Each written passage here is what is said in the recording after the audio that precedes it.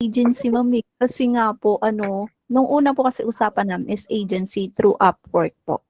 Tas yun po, nung na-interview na po ako dun sa company, hinire niya na po ako as direct po. So, nagbayad na lang po ako ng replacement fee, something gano'n. Ah, May bayad ka? Nagbayad ka? As help po, parang gano'n. Oh, wow. As replacement fee po. Kasi nga po, dapat agency siya. Ganun po. Okay. Kayo, yung iba, saan ba kayo nag-a-apply? Upwork or Facebook or online job?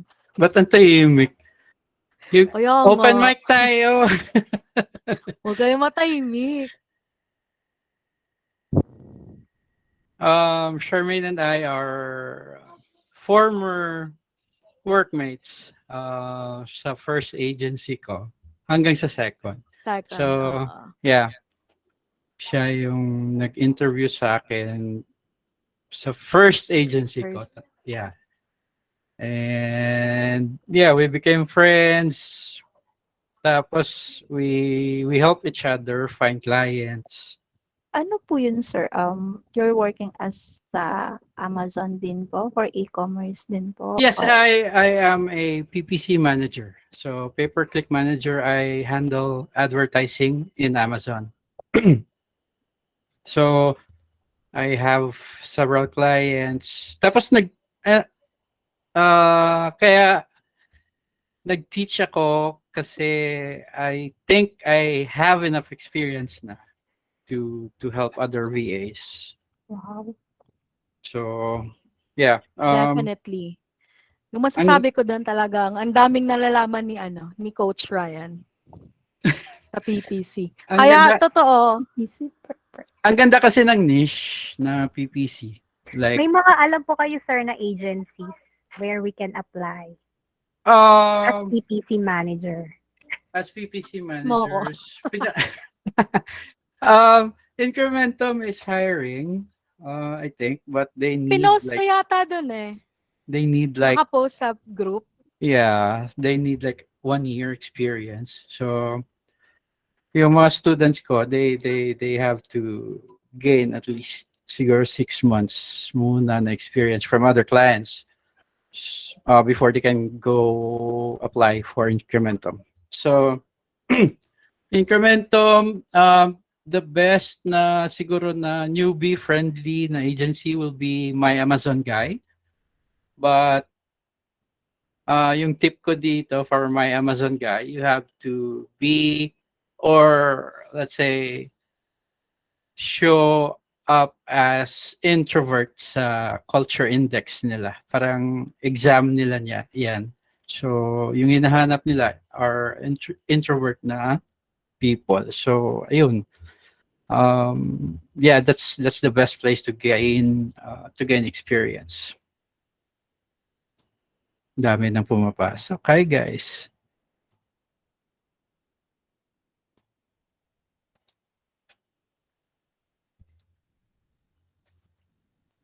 Siya. Are you? Oh. Hello po, Coach. Hi, yeah. Coach, may itatanong lang po ako. Kasi po, newbie po ako sa pagiging VA. As in, wala po akong experience. And dati po akong DH sa Hong Kong. Itatanong ko lang po kung kasi nag-take na po ako ng training po as PR. PR naman, opo. Saan po maganda po na mag-apply po as PR po? The best place probably would be Upwork or online jobs.ph. But I suggest you create a LinkedIn profile. Pagandahin mo yung profile mo. Because that will be the best. Actually, that is the perfect place. Yung LinkedIn talaga. Diyan mo makikita yung mga high-paying, legit na jobs na with regards to PR or any other niche. So, Sige po. Yeah, Pero I'll be. in case po, coach, sa LinkedIn po, pwede niyo po kaming mag-guide po sa paggawa po ng profile. Yeah, I could do that. Sige po. We're going to Salamat be. po. Yeah, we're going to be tackling that later. All right. So, sige, antay-antay lang tayo. Let's start 10 minutes from now, chat, so that others could have a chance to. Ay, sige po. Pero bago niyan mag-usap tayo. Meron ba Mhm. ditong mga meron ba ditong mga Amazon na yung niche nila is Amazon? Anything, either PPC or seller operations. Amazon BA po. Nice. Yes po, Amazon. Good.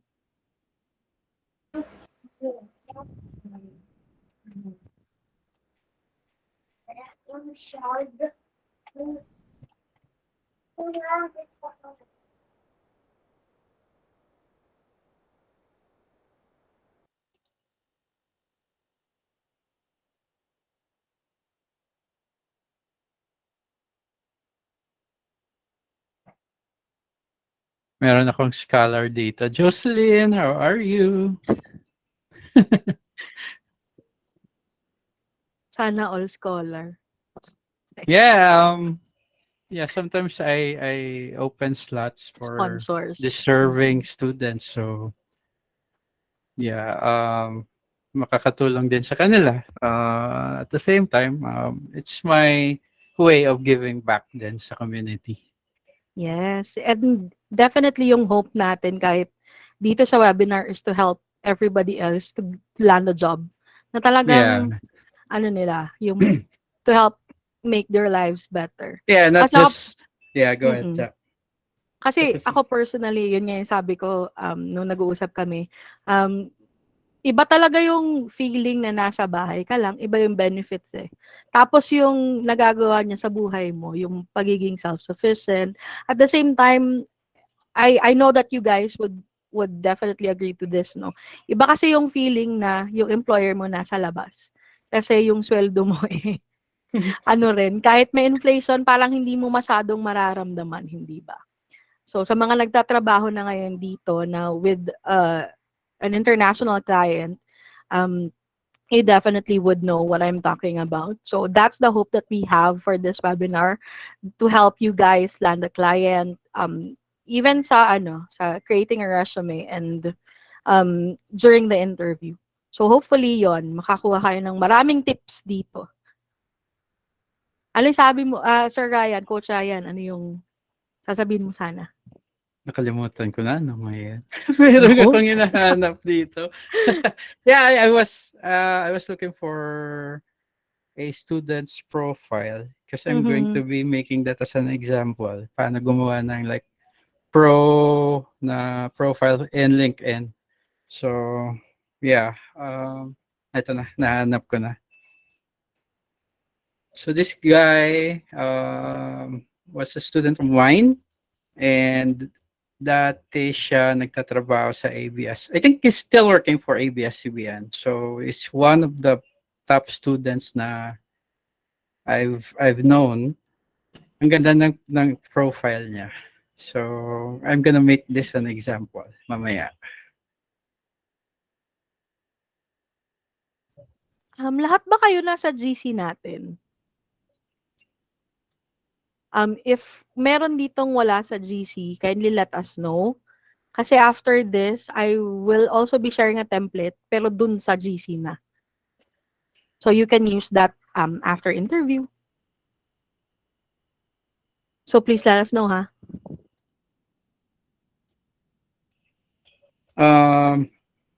Ano ba yung mga niche nyo, guys? Ano yung mga specialties nyo? Can somebody share? Like, ano yung mga courses na nakuha nyo? Ano yung mga hilig nyo na topics or niche? So that we have an idea.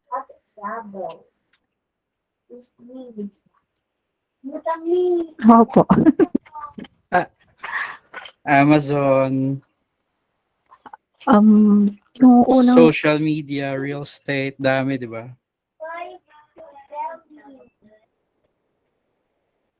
34. Wow, ang dami na. 4 minutes. Coach Cha will start her discussion. Sige po. Huwag kayo mahihiyang magtanong kung may right bid ba nito. No, joke. Real Okay. estate Sabi, VA training. oo. Nice. Product Product research. Okay.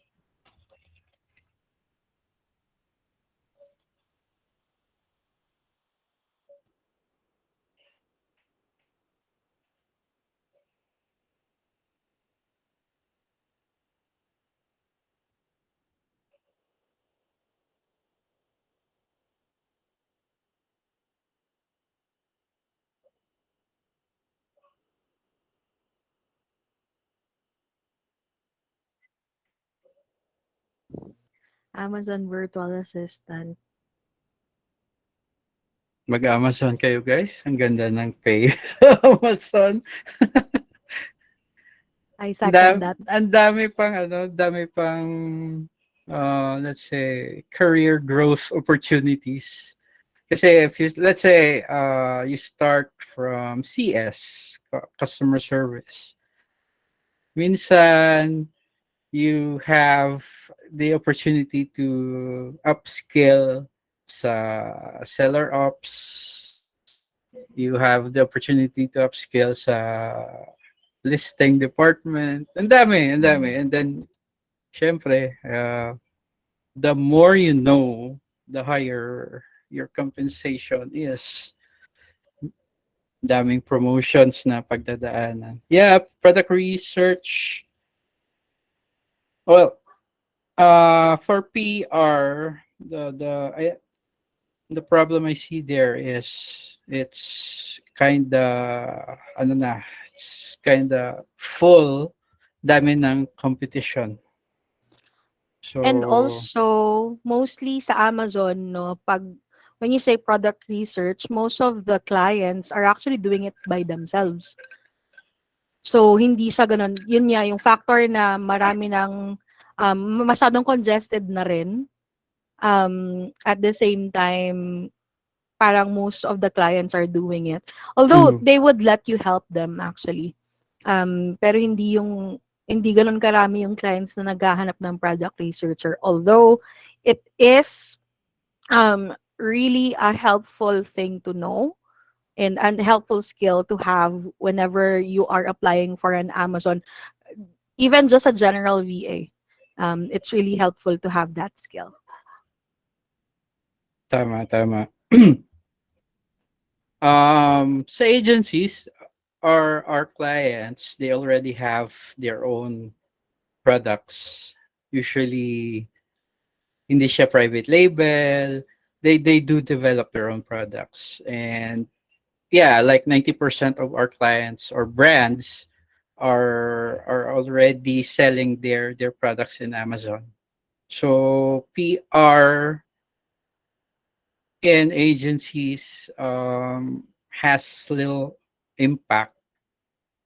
Konti lang talaga yung task for PR. Mostly it's listing optimization, keyword research, pay-per-click or PPC.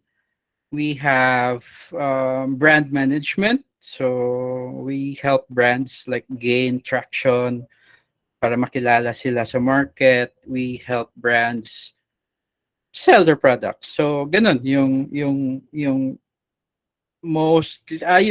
yung mga task na mostly hinahandle namin sa agencies. Amazon Photoshop editor. Meron ba siya? Graphics department. Sa graphics, tanungin ko. I think they're hiring eh. Pero hindi ako sure kung ngayon. Yeah. Well, They just hired Benny. Benny, I mean. Really? Oo, nandun na siya. Mukhang pinirate na natin Lahat lahat na. lahat Hindi. sa previous. chika ko mamaya kung bakit. Pero nandun na siya. They hired Benny.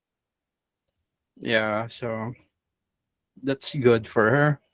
Wala pa ba kayo? I want to learn PPC and SEO. PPC, pay-per-click. Yeah. Hi, Jessa. We met in Manila. Hello. Hi, PPC. Coach. Hi. Kamusta? Good evening, Coach. Good evening. Andito na naman kami. Yeah.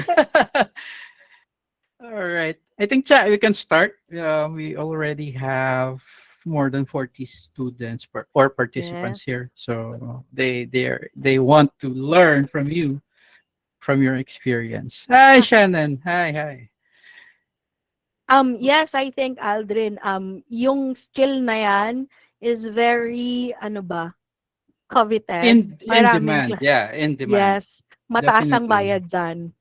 Magpatuloy ka. Don't lowball yourselves, guys. But Yes. like web dev, don't accept low pay. Yeah. It's just hurting the VA community. Yes, definitely. Hi. Okay. Hello? Yeah. Okay na Go. ba tayo? Hi, Hi, Doren. Nagulat si Doren. Hi, Doren! Ito, bigatin to. Hello. Kakapasok lang. Ikaw pala, Charmaine, yung mag-lesson ngayon. Ma'am Oo. Charmaine. Opo. Ito, bigatin din to. Bigating VA to. Right hand. Right hand ng COO. Ganon. Sige. Magsa-start na tayo. Start na tayo, ano? Sige. Okay, hi everybody. Magpapakilala muna ako ng self ko, but before that, let me share my screen.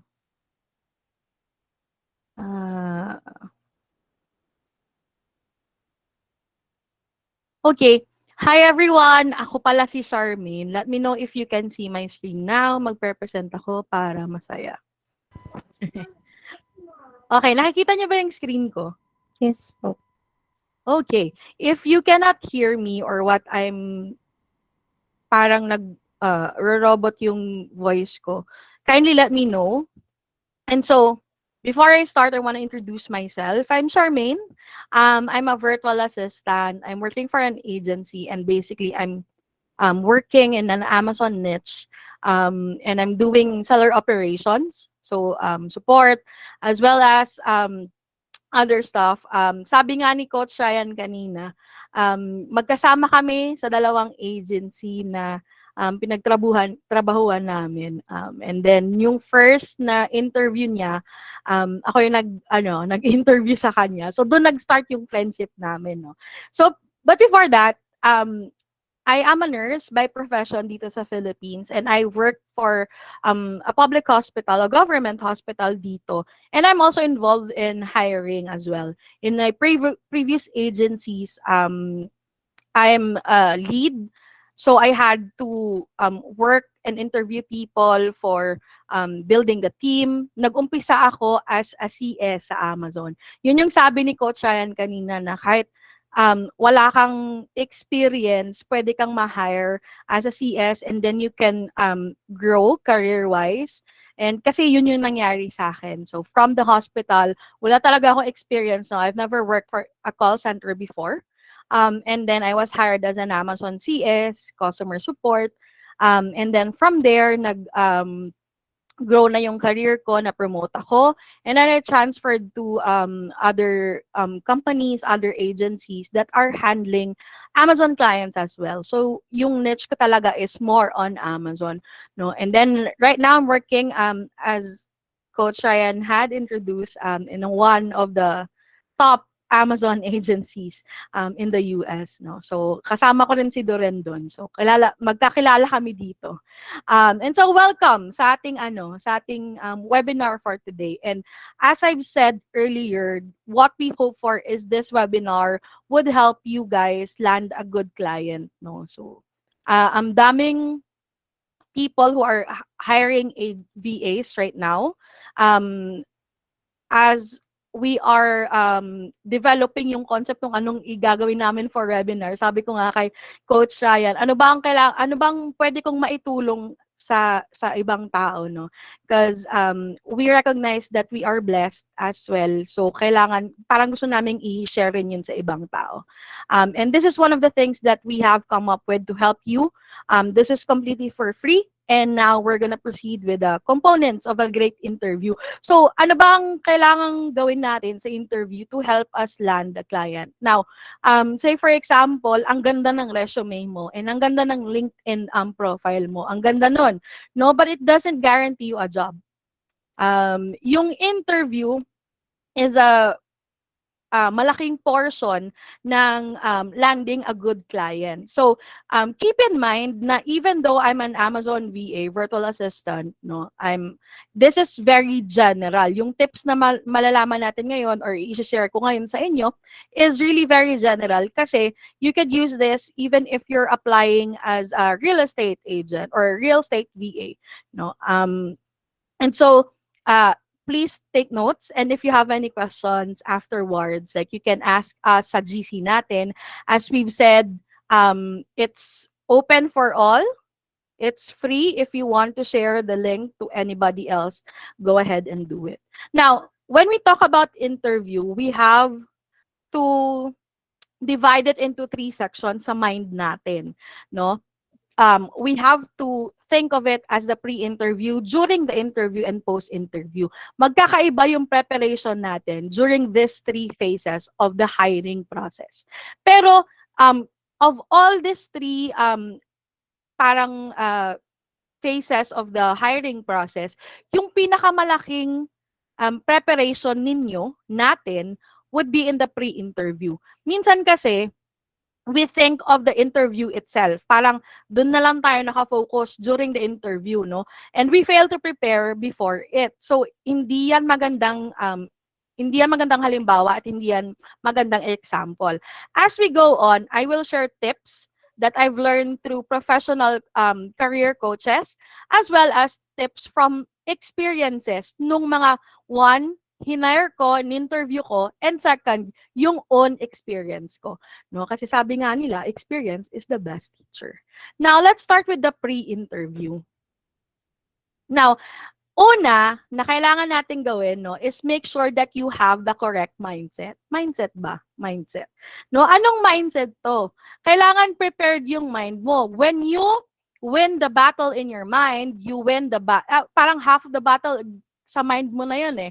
Kung talo ka na dito, syempre yung output mo would also be parang losing, no? You won't have the confidence. You won't exude that confidence that you need during the interview process. So, malaking factor yung mindset natin. So, ano bang mindset ang kailangan nating correct para tayo mag-succeed sa ating interview? The first one is the correct mindset about the hiring process. Now, think of it this way. Everything is sales, no? Ang lahat daw ay has something to do with sales, especially in the hiring process. Now, when you go on an interview, you kind of sell yourself. You sell your skills, no? Hindi yung laman mo. You sell your skills and your services to your clients, of course. So, you are selling yourself.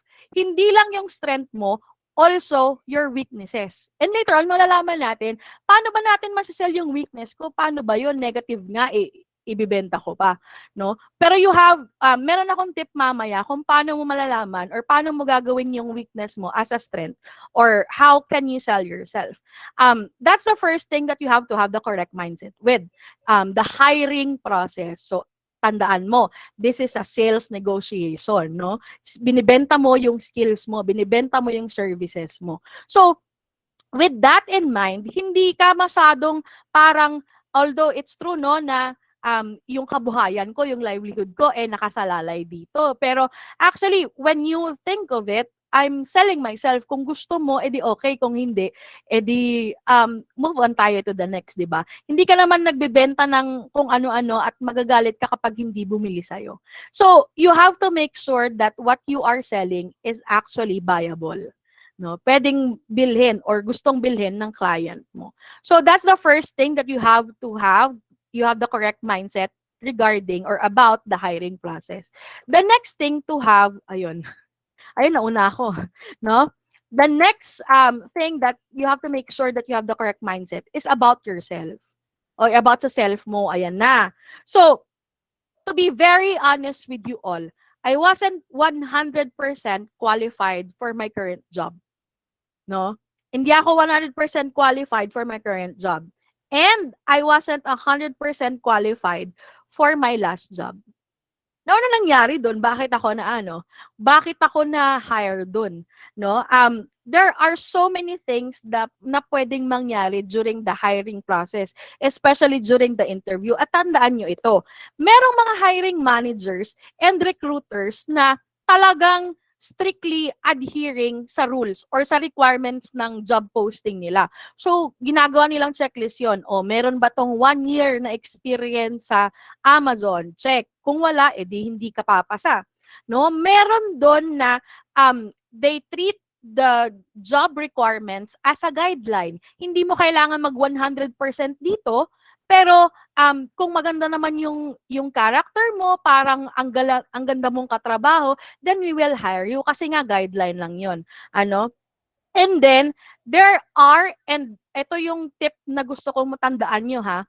Most of the time when you see job requirements or job posting, yung mga basic qualification and requirements doon, those are copy and pasted sa internet. No? Some simply copy and paste qualification from another job posting in order to move things as fast as possible. So merong ganong mga instances during the hiring process. So anong punto doon? Anong punto natin doon? Stop rejecting yourself before a hiring manager is even given the chance.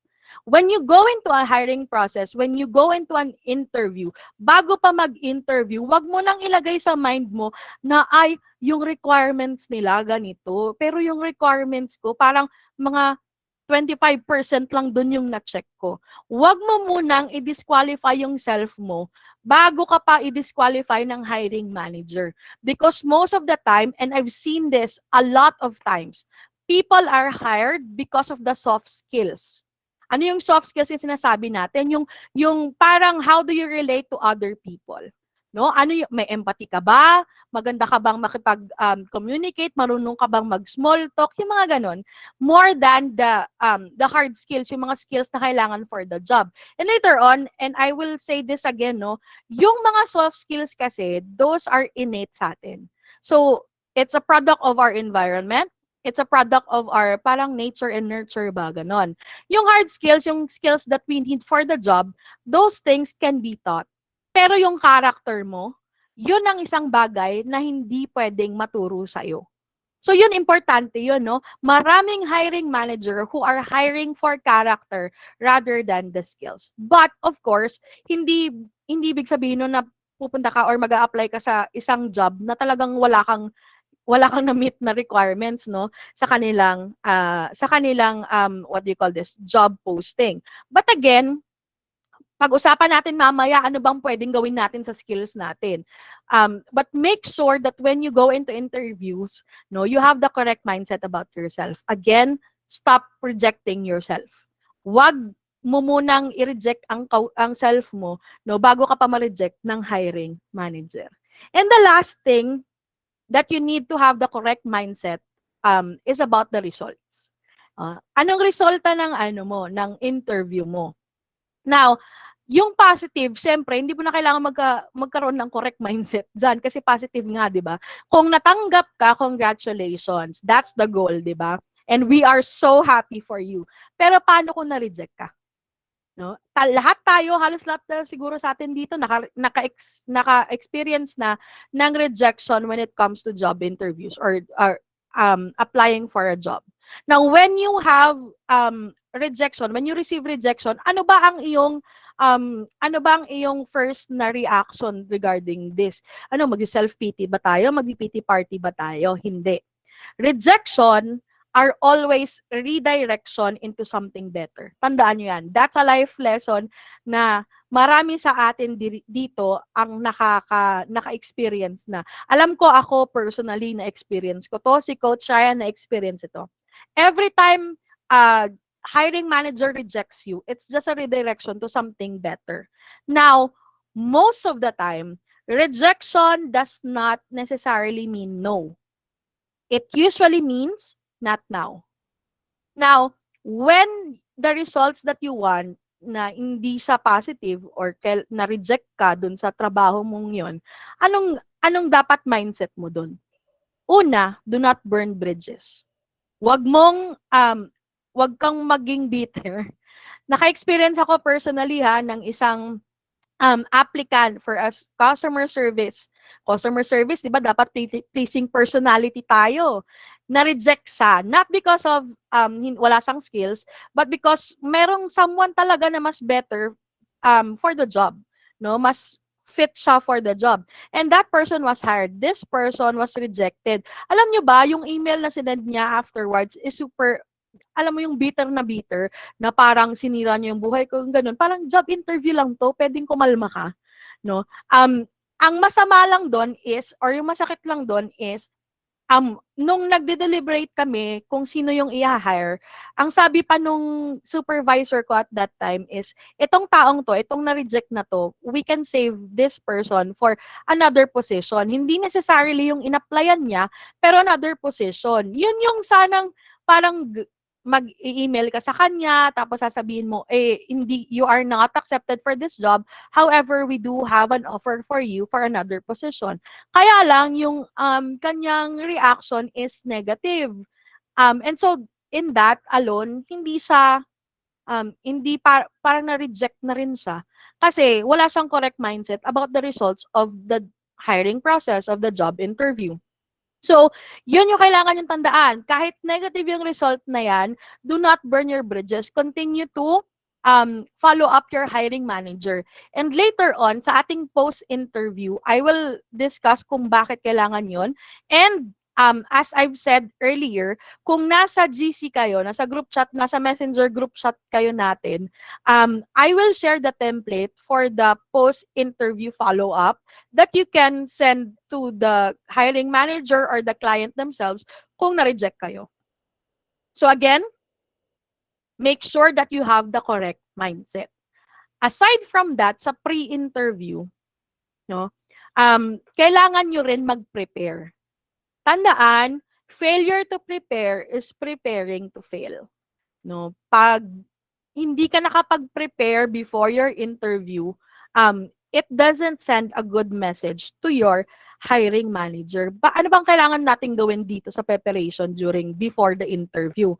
Number 1, do your research. Sino bang i-research mo? If you know the person who's gonna be interviewing you, most of the time, malalaman mo kung sino eh. The first step is to find out as much as possible about your interviewer. No? Noong nagsa-start ako, meron pang mga times na i-stalk mo sa Instagram, sa social media nila. Bakit? Kasi you have to practice making small talks. Paano ka magsa-small talk, no? Find a common ground. If nakita mo sa IG nila or nakita mo sa Facebook nila, ay ang dami niyang post about aso. O, diba? So, pwedeng maging pwedeng maging pwede nyo maging common ground yun, pwede nyo mapag-usapan yun.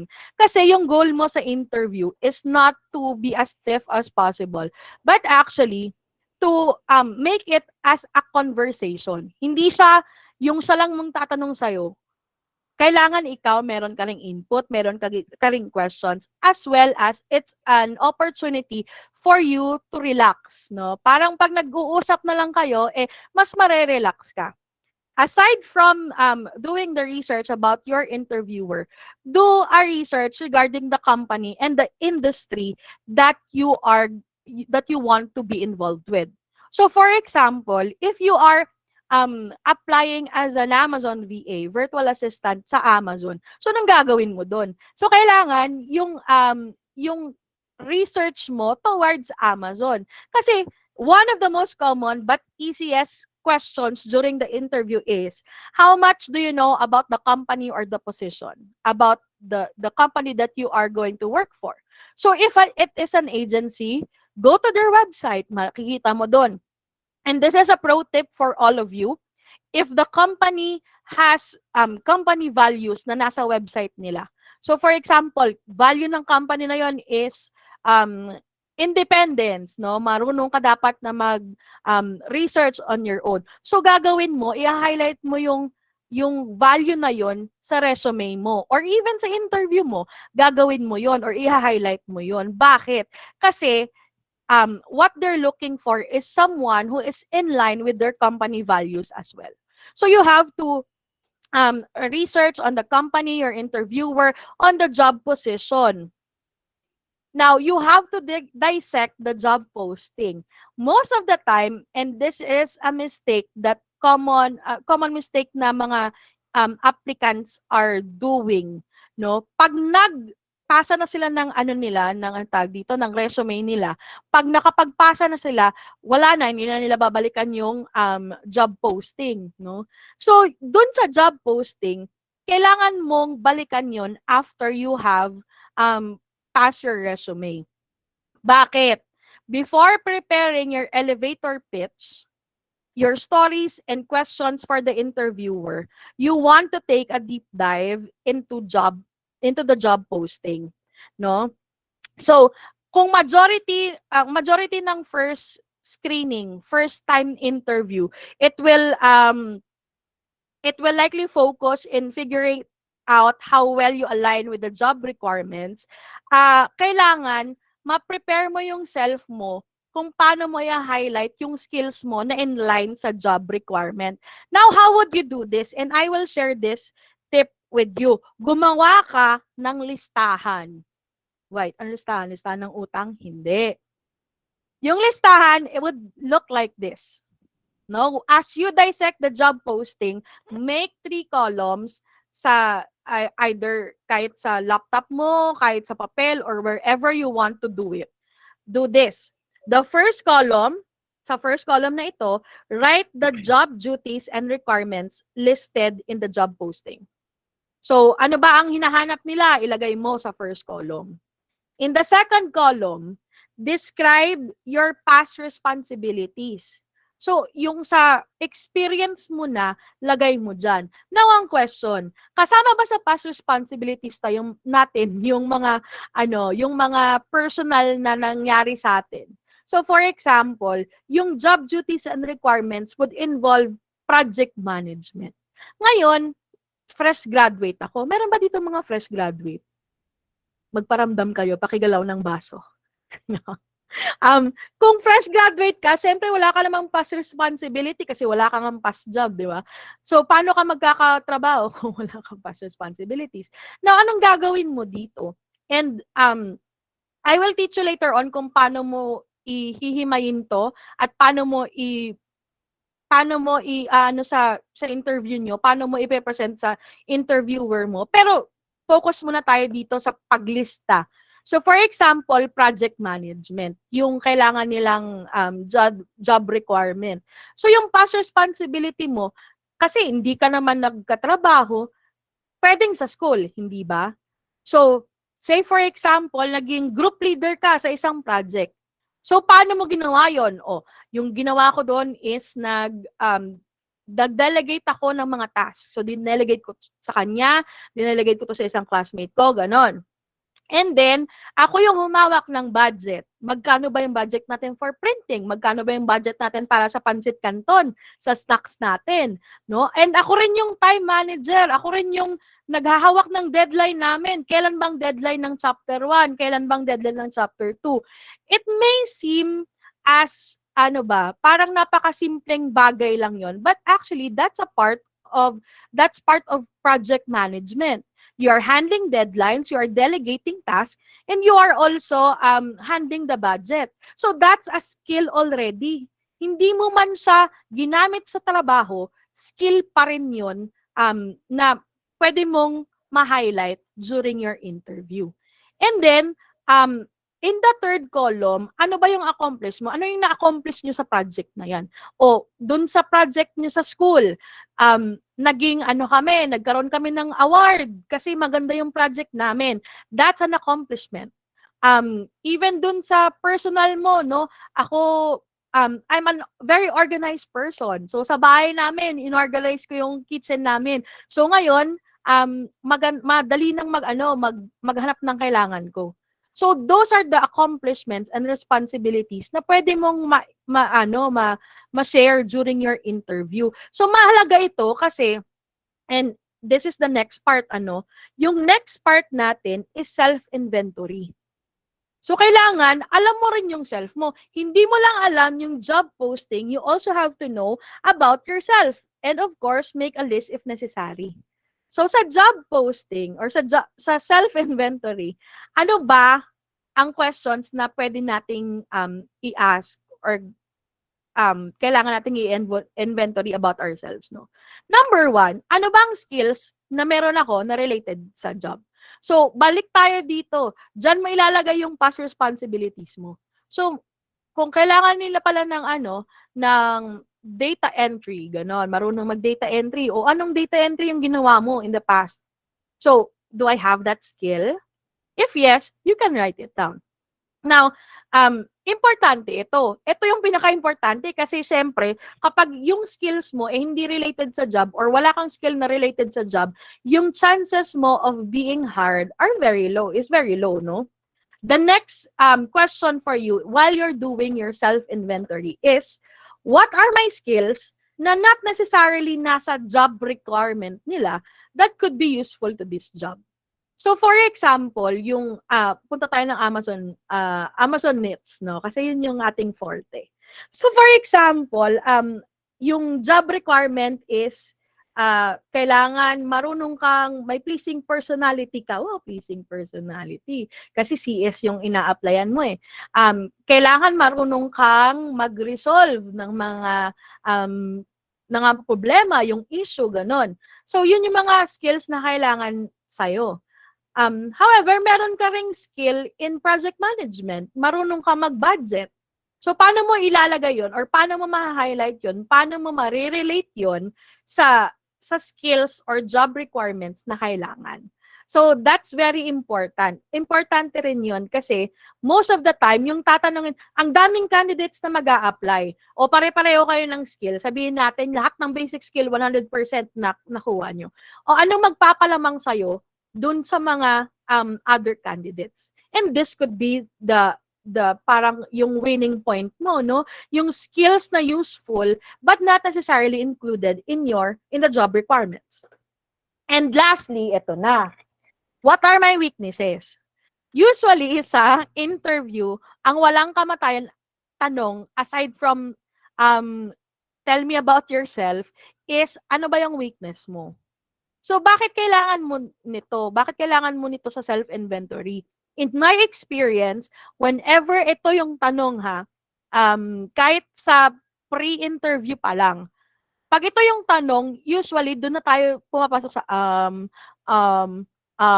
kasi hindi tayo nakapag-prepare.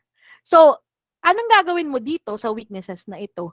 Yung weaknesses na to, hindi lang siya magiging weakness.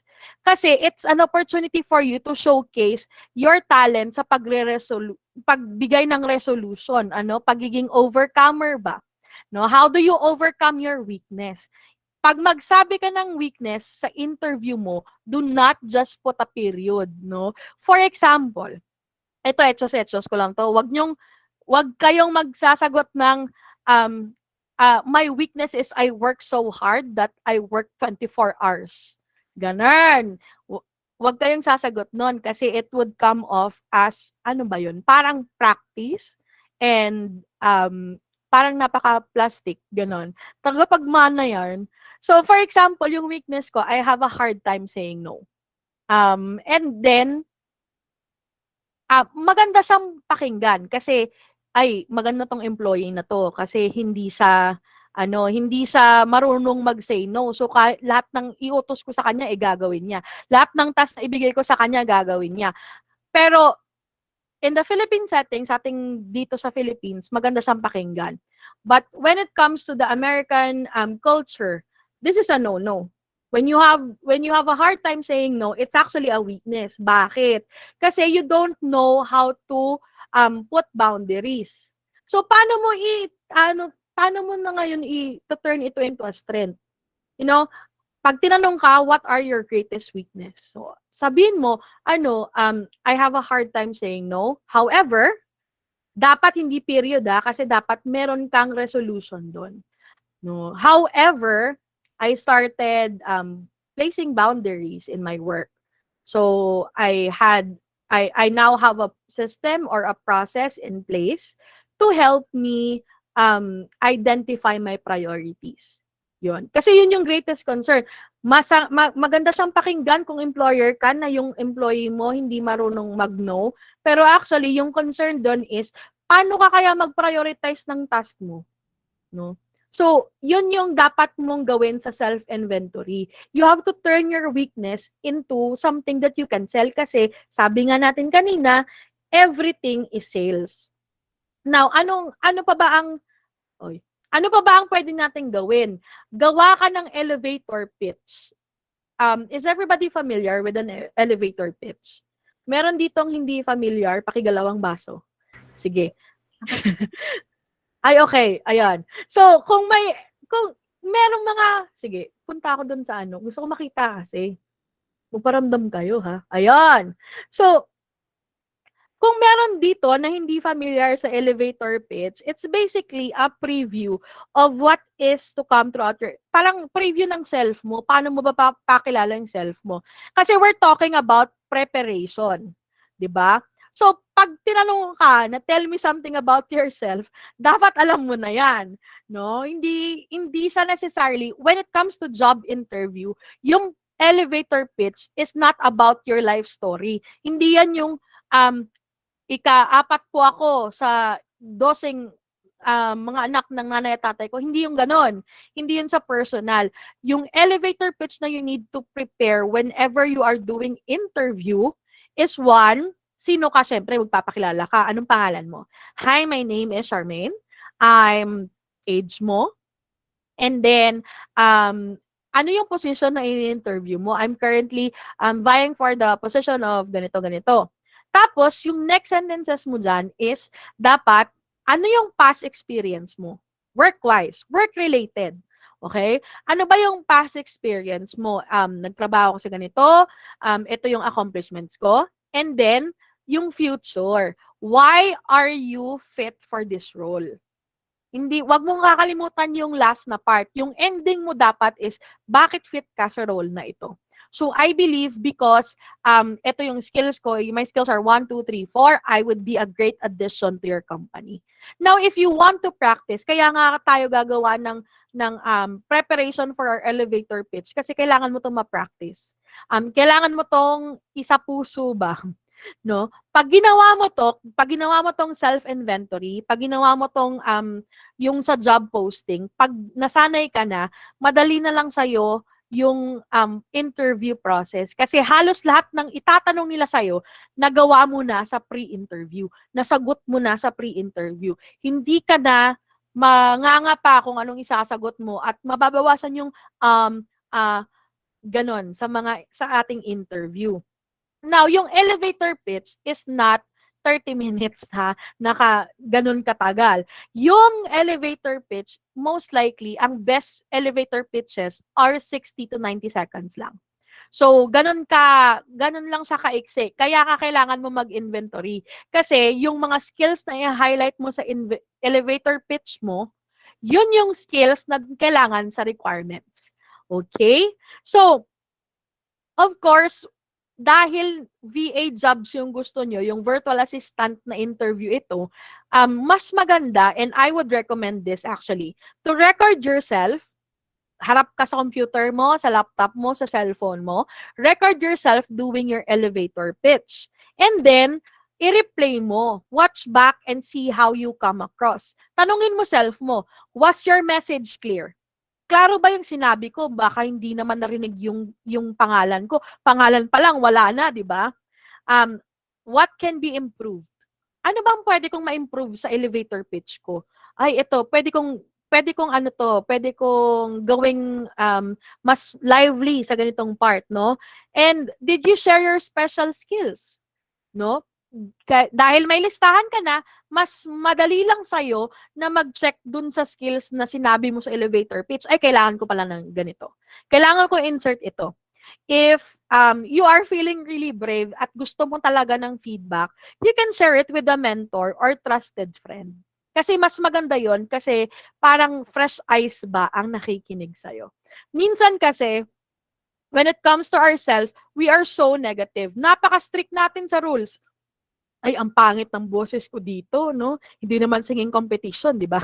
Pero, ang pangit ng boses ko dito or ang pangit ng sinabi ko dito, minsan gano'n tayo. So, when you have fresh eyes or fresh set of eyes looking sa elevator pitch mo na recorded, you will have parang, napaka-objective na feedback ba, na, "Ay, ang ganda nito, kaya lang puwede mo bang gawin 'to?"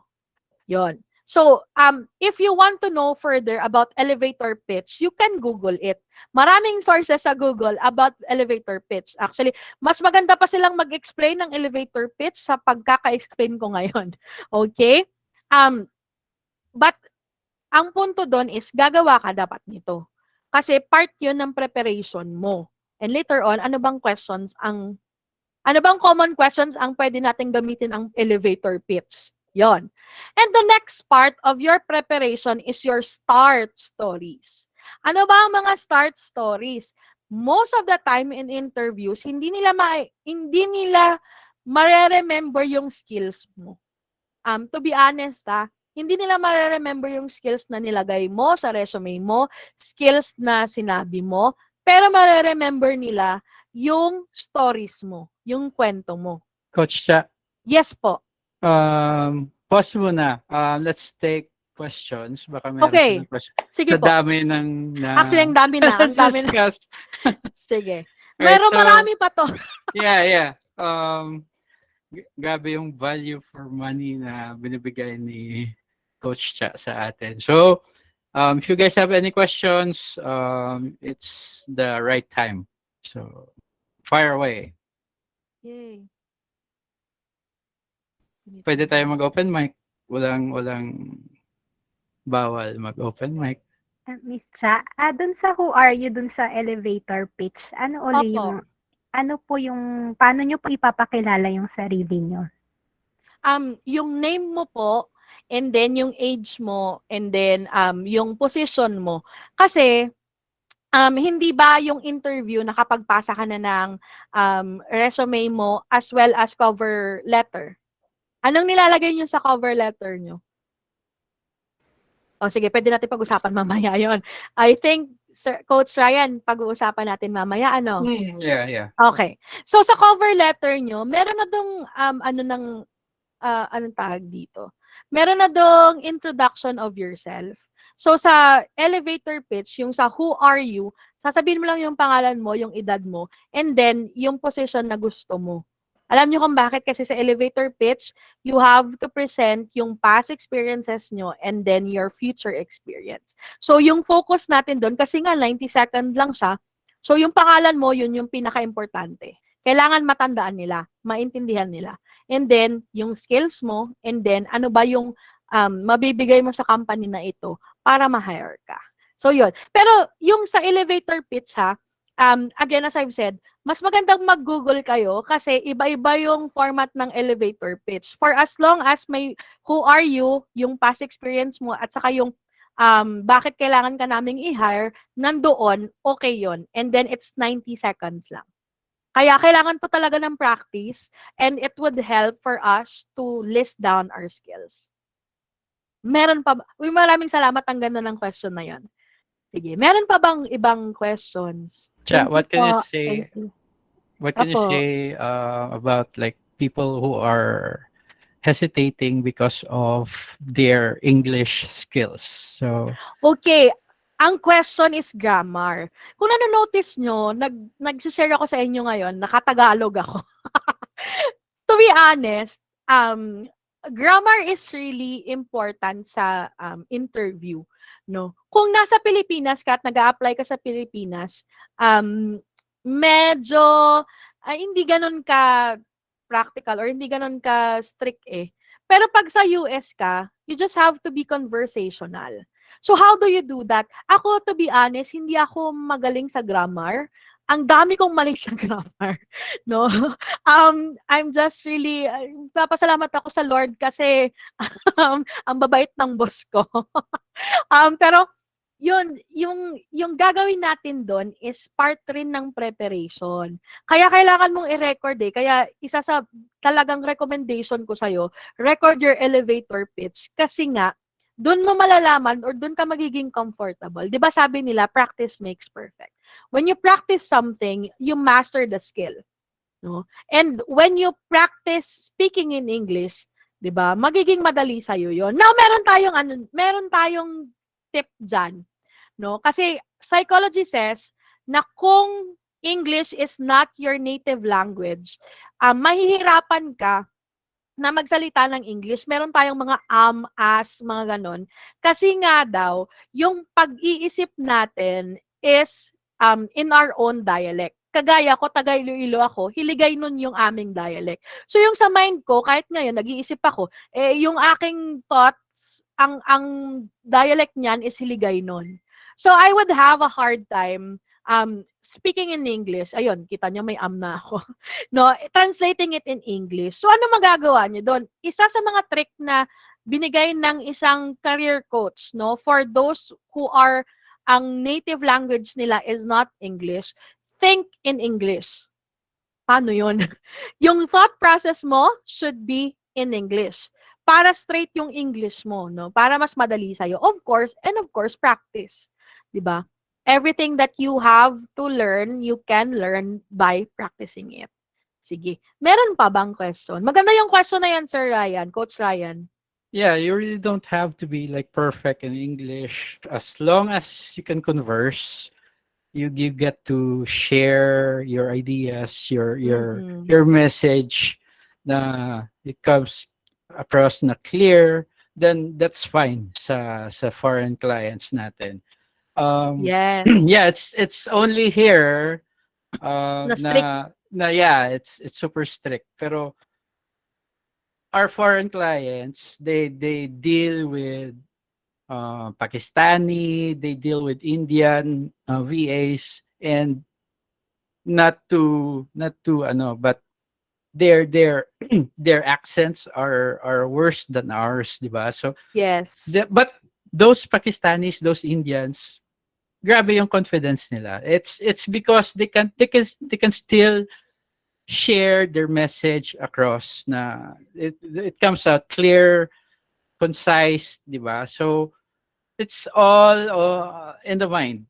Confidence lang. Yes. Just you don't have to stress about not being able to speak English well, di ba? So just be yourself. Be confident sa skills mo, be confident sa nalalaman mo. Then give your message across, 'di ba? That's it. Don't overthink. Yan lang yung ma-add ko diyan, Coach Cha. That's true. Yun nga, sabi ni Doren, tama to, fake it till you make it, confidence is the key. Tama yun. Kaya nga kailangan mo, you have to have the correct mindset about yourself. And also, kailangan mo mag-prepare kasi when it comes to the interview, kailangan conversational na lang. You have to just converse. You get your message through, kailangan alam mo rin yung message mo, di ba? So, pag hindi ka nakapag-prepare, once you fail to prepare for whatever it is that na job position, na interview na ito, mas mahirapan ka to get your message across kasi nga, ikaw mismo, hindi mo alam yung message mo. Meron pa ba tayong ibang questions before we proceed with this? This is my promise. Yung pre-interview, sabi ko nga kanina, yung pre-interview, yun yung pinakamahabang part. The during interview and post-interview, mga 2 sentences na lang itong pwede kong sabihin, no? Pero meron pa ba? Ano po? May tanong siya, what niche po sa Amazon ang magandang pasukan? If you're after money, ay sabihin mo sa akin, Sir Coach Ryan, kung tama to kung money ang gusto mo, punta lang PPC, promise. Well, yeah. Yeah, that's but it will entail a lot of training muna before True. you get to the higher rates. True. Thank you, Coach Ryan. Aside from PPC, pwede kayo like case management. Sal- Seller Yeah, operations. seller ops, gumawa Yung, listings, oo. manage or ano pa nga yung kasama sa seller ops. Basically, anything na hindi everything na hindi ads is seller operation. So you have inventory, you have your listing creation, listing management, you have customer service, ano pa ba? Ayun, mga product research, part rin yun ng seller operations.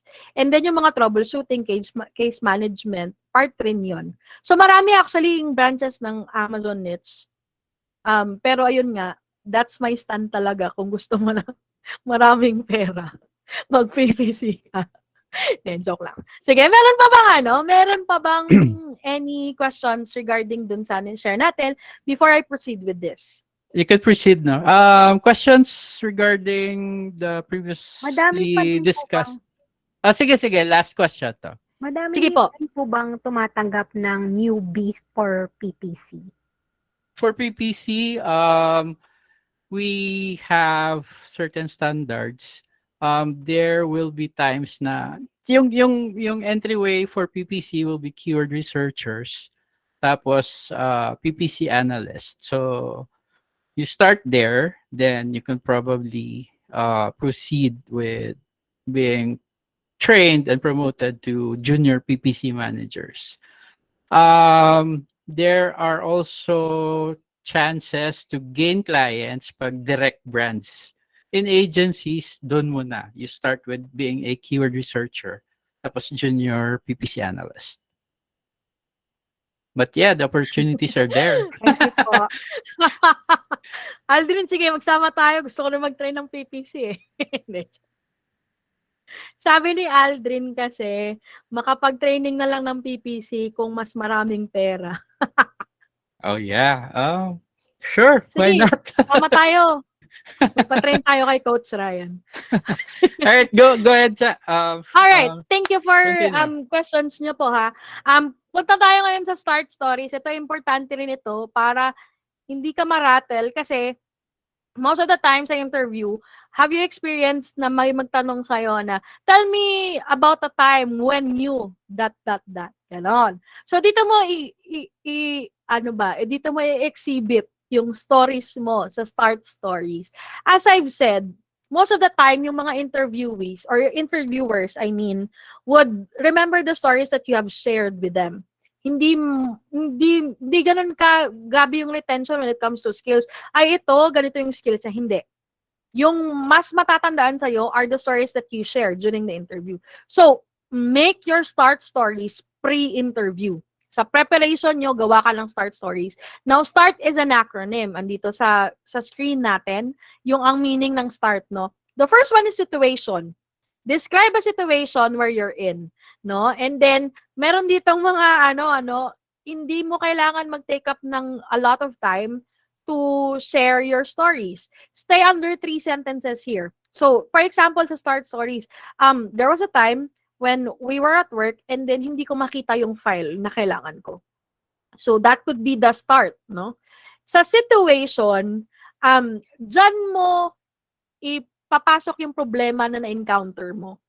Yung difficulties that you have encountered. And then 40, task. Explain your role in the situation. Ano bang role mo dito? Baka meron ka lang naman. No, hindi. So, kasi ganito yung aking job position at that time. So, I needed this specific file and hindi ko rin siya makita. So, ano yung action na ginawa mo? So, I propose an organization of our files. So, ginawa namin yung mga naming convention, binago namin, yung ganun. Ano ba yung action na ginawa mo dahil sa problema or situation that you are in, no? And this section should be the bulk of your story. Dito pwede kang mag-explain pagdating sa action, o ito, nag-delegate ako na ganito yung gagawin namin sa files, or if it's about parang problema, no? Interrelational problem in the workplace. Ano bang ginawa mo? O ikinausap ko sa ganito, or you know. And then R is for result. Anong resulta ng ginawa mo? Now, when you are sharing your start stories, you have to deep dive sa resulta. Bakit? Kasi ang question dito, yung result would answer the question, why should we hire you? No? Kasi you are aiming to sell your service. So ito yung resulta ng service ko, ito yung resulta ng action na tinake ko.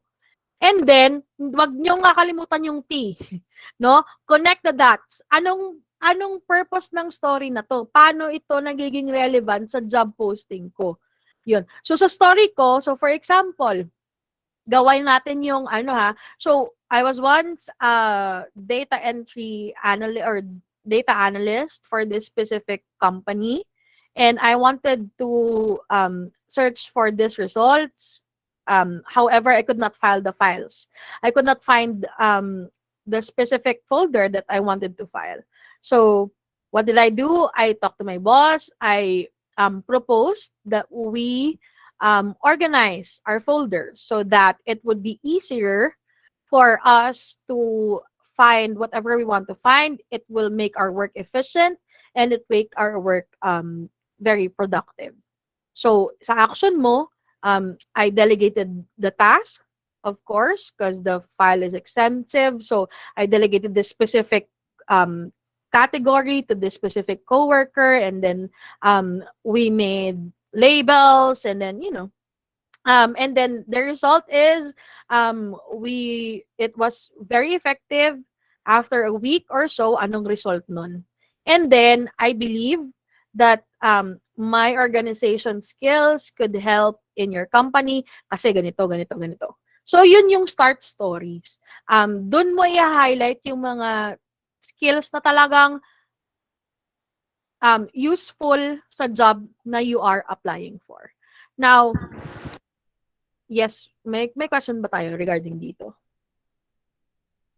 If wala po, let's proceed. I think recorded naman to, Coach Ryan, so you can go back later on. And if you want to, I can share the screenshot ng start. Oh, Yeah, it's recorded. okay. Yes, okay. Thank you. And then the next preparation is schedule the interview. Most of the time, dito sa Philippines, yung hiring manager yung nagbibigay ng schedule. But most of the time, when it's, especially if you are outside of the Philippines, yung client mo is international, no, especially in the US, they are asking you for your job availability. Now, this seems to be common sense. Parang common sense lang to. Pero actually, ang dami ko nang na-interview na, parang ang hirap kausapin. So, remember, you have to, when you're scheduling interview, number one, be mindful of the time zone.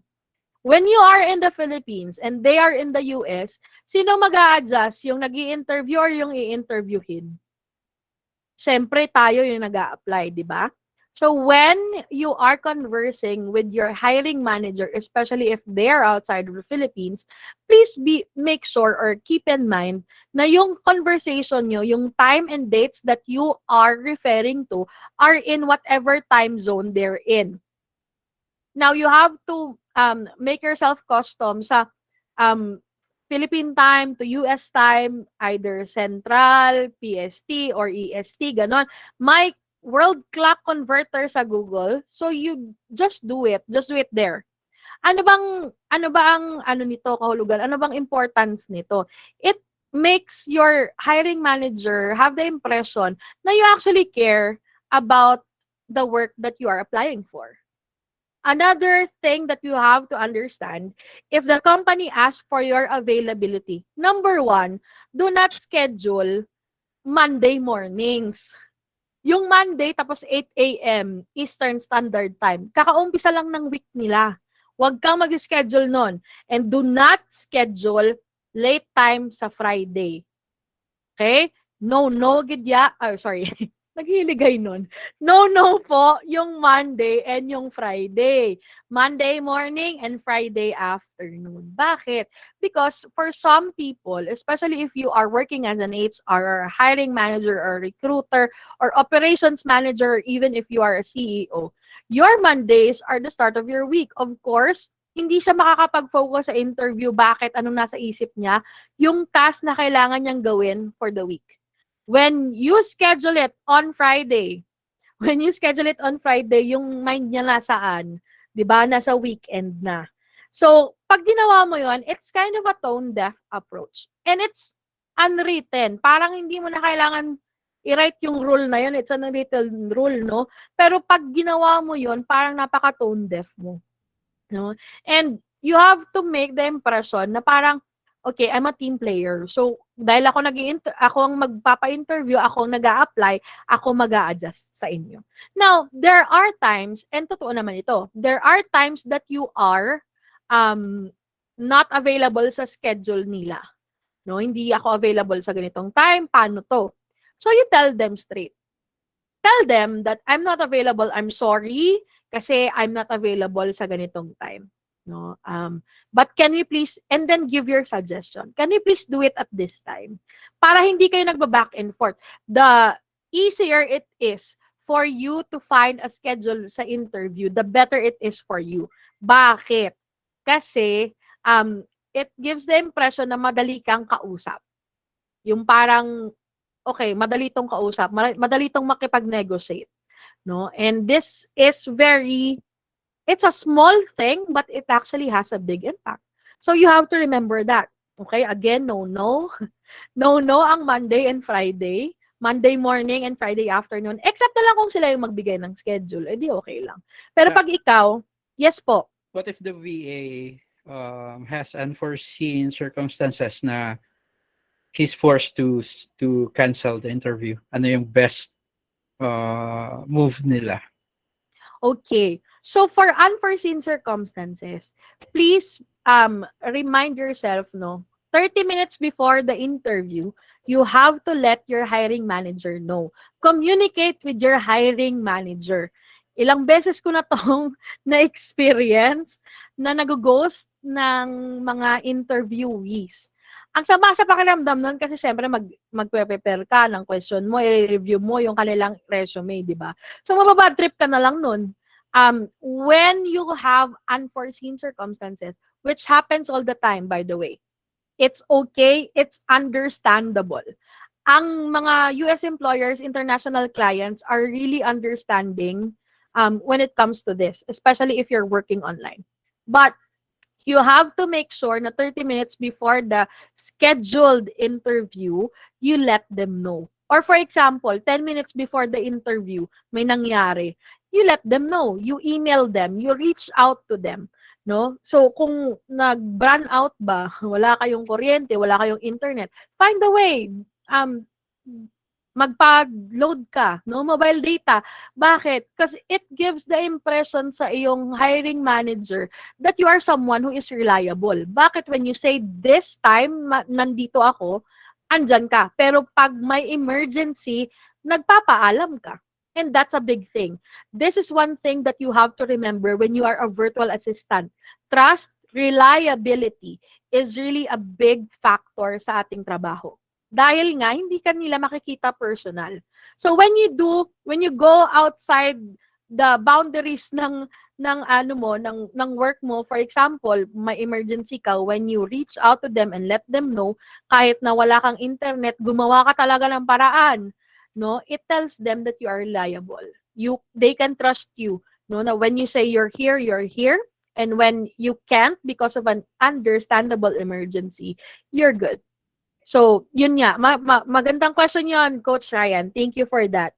No? Definitely let them know. Wag tayong mag-ghost, ha?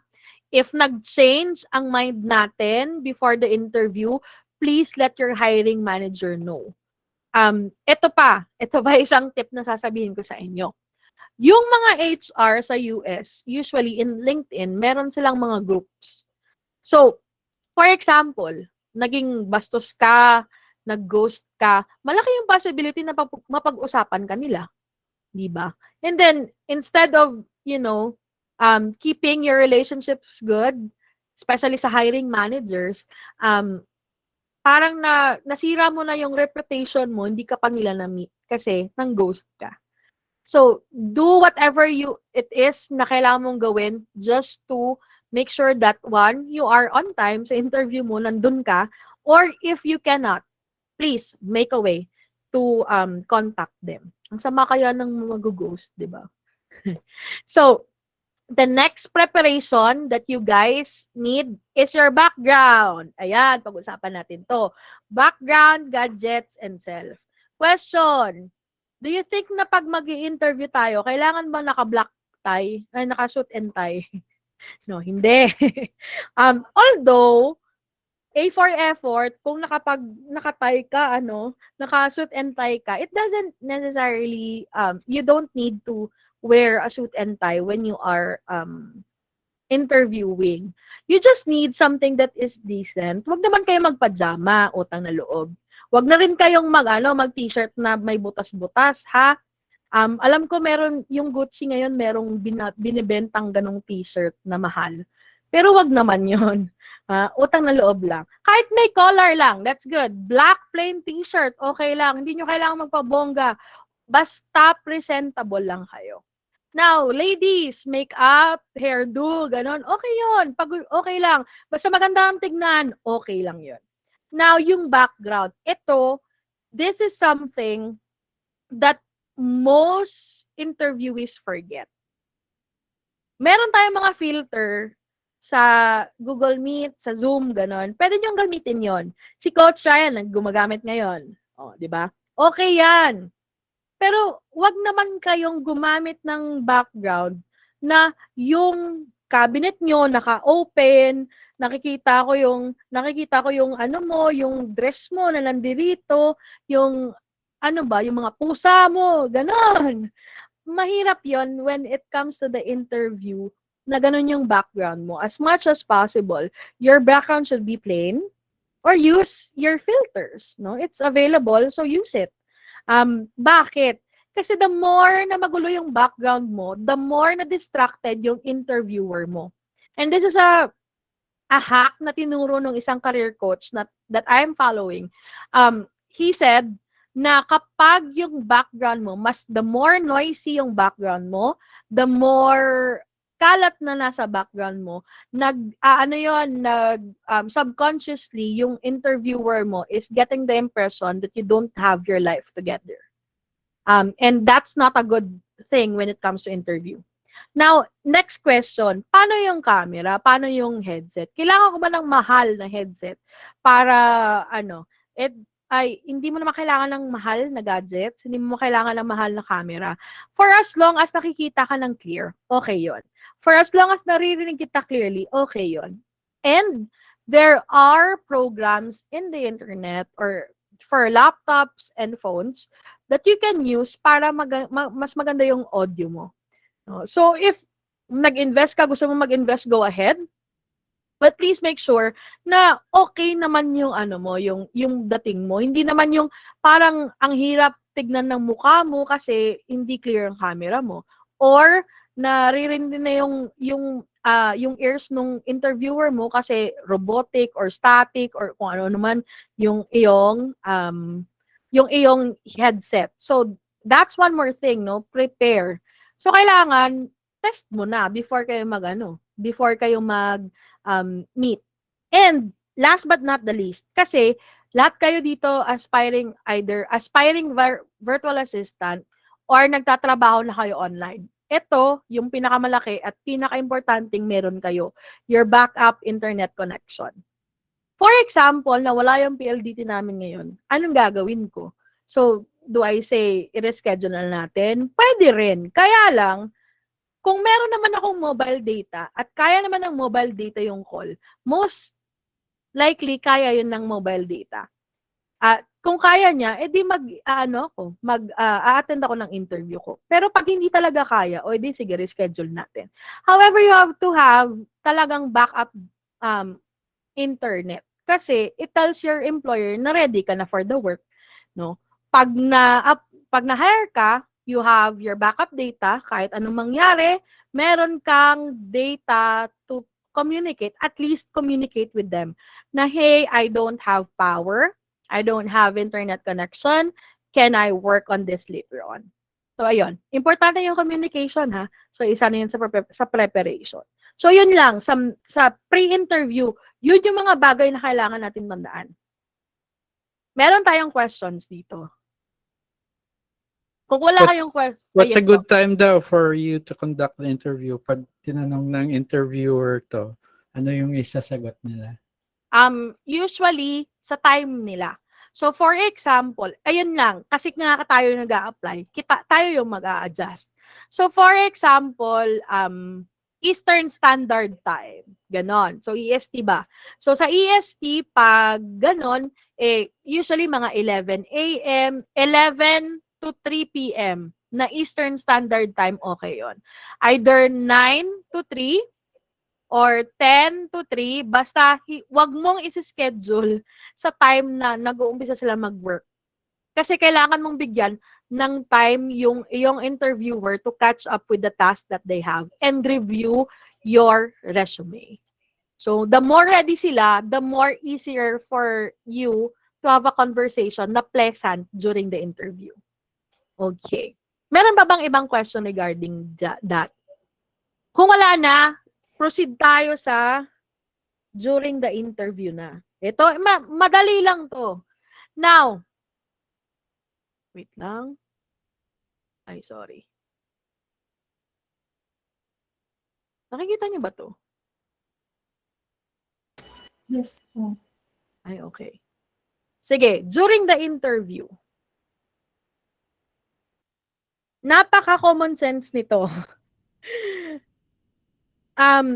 In my experience, and to be honest with you, in my experience, when it comes to the interview, yung common sense and yung mga expected mo na dapat ganito yung mangyari, parang hindi pala alam ng lahat. The first one, and itong pinaka-importante, be punctual. Okay? Be punctual for your interview. It's one of the most essential qualities of a good employee. Sabi nga natin kanina, dahil virtual job ito, kailangan you have to come off as reliable. So, kung pag sinabi nating alas 8 yung ating interview, alas 8 nandyan ka na. 7:45, nandyan ka na. If you are late for your interview, you will be judged as someone who is irresponsible and can't follow instructions. This is a big no-no because virtual assistants tayo, nasa bahay tayo, work from home tayo. Hindi mo kailangan mag-travel to go to the interview. Diba? Ano ang ibig sabihin? Anong kalabasan nun, kinalabasan nun, kapag nasa bahay ka na lang, late ka pa. Unless may emergency ka, di ba? So, dapat you have to be on time. The good time for that is 10 minutes at least. 10 minutes before your interview, you are on the call. And 10 minutes before your interview, magparamdam ka sa interviewer mo, email ka. Hi, good morning. I'll talk to you in 15 minutes or 10 minutes, ganon. You will be seen as someone who doesn't respect other people's time pag late ka. And that's a big no-no. No? It's crucial to arrive early to your interview to give off the impression that you are hardworking and you are reliable. Kasi sabi nga natin, everything is sale, including yung during the interview, yung time mo, that is part of sales. And then, be polite to everyone. Ito, may interesting story ako dito. Ang saya nito. So, I think 2 years ago, we were hiring for a copywriter sa previous agency ko. So, I had to conduct the interview alongside with the boss, the department head. And so, itong Pinay VA rin siya, no? Pinay-interviewin namin. I was on a call 15 minutes before the time. She was early, which is good. Ganda nun, di ba? When I said good morning, she said, hindi siya na good morning. Ang sabi niya sa akin, mag-interview ka rin ba? Nag-smile lang ako. Nag-smile lang ako kasi syempre, ano masabi mo, i-interview. Akala niya siguro, applicant din ako. Tapos, ayun, hindi pa ako nakapagsalita. Nagsabi na, ang dami niya nang sinabi. Sabi niya, eto kasi ako, nag-apply ako dito. And parang, alam mo yun, yung hindi ko alam kung pina-practice niya ba yung interview or hindi, pero sinabi niya lahat ng skills niya, ito kasi yung alam ko, gano'n, gano'n. Tapos yung ending niya doon is, turuan kita, gano'n. Parang sabi niya, gusto mo turuan kita ng ganito? Kasi ito yung previous work ko. Yung parang nagpasikat na ba? Na, tapos yung ending niya eh, gusto mo turuan kita? Na it didn't come across as good for me. Parang napaka-demeaning nung turuan kita. Gusto mo turuan kita, ganun. Pero the way she said it, medyo, okay. Tumawa lang ako, nakatawa lang ako, hindi na ako makasalita kasi lahat na nga sa kanya. And timing nun, wala pang natapos yung yung ano na, yung monologue niya, dumating yung department head namin. So, ayun, sabi niya, oh, hi, ganito. I see you've met our operations manager. So, ayun, napanganga siya. Bakit kailangan maging polite sa lahat ng nasa call? Huwag kang ang kasalanan niya doon is nag-assume siya na, na applicant ako. O kahit applicant naman ako, huwag kang, anong tawag dito, parang do not bypass anyone. Kahit sino yung makita mo sa call, say good morning. Napakasimpleng bagay lang yun. Again, it's common sense. Pero hindi lahat ng interviewees may ganong factor. No? The most important thing to remember is you have to put yourself in the place of the interviewer or the hiring manager. Question ko sa inyo, would you prefer to hire someone who has all the right skills pero it comes across as arrogant or hard to work with?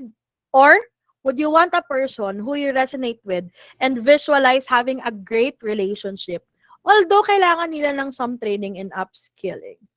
Of course, you would want someone who is pleasant to work with. Bakit? Tandaan nyo ito, yung soft skills again, pwede siya ma-develop. Pero mahirap turuan yun. Mahirap baguhin yung character. However, your skills can be trained. No? Mas madaling mag-train kaysa magpabago ng ugali. No? You can always learn new skills. Madali lang yun. Lahat ng mga new employee meron namang training eh. 'Di ba? However, it's hard to change a person's personality that has been in the workforce for a couple of decades. Ang hirap nun. But how do you come across as polite? Now, these are the tips. Okay? Number 1, be present in the moment and actively listen to the interviewer. Iwasan natin yung nasa harap ka ng interviewer, tas ang dami mong ginagawa. Meron kang nagsi-cellphone, meron kang ganito, meron kang kinakausap na nandoon.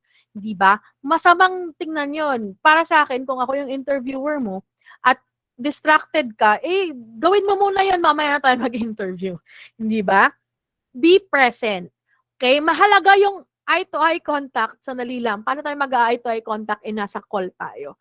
Kita nyo yung camera nyo. Look into the camera from time to time. Okay? Kasi makikita mo yun sa Zoom. Practice. Kaya nga kailangan natin mag-practice, di ba? So, look into the camera from time to time. Make sure na yung sa camera mo, okay naman yung head mo, sa mo, para magandang tignan, hindi ba? Use the name of your interviewer. So, for example, si Coach Ryan yung mag-i-interview sa akin. Yes, thank you for that question, Ryan. This is my answer. No? It tells them that you care about them. Kilala mo sila. Sabi nga natin kanina, di ba? Do your research with your interviewer kasi dun mo mapapractice yung small talk mo. Nod your head when they make a point that you agree with. Napakasimpleng bagay yung ganito. 'Di ba? When you nod your head, napakasimpleng bagay nun, pero it tells your interviewer that you are actually listening, that you are attentive. Okay? Refrain from interrupting them while they're speaking. Okay naman mag-interrupt. Wag lang yung parang every sentence may ka rin, may input ka rin, 'di ba? And then smile and display a relaxed body language. Napaka parang common sense, hindi ba? Pero actually hindi lahat ganun eh.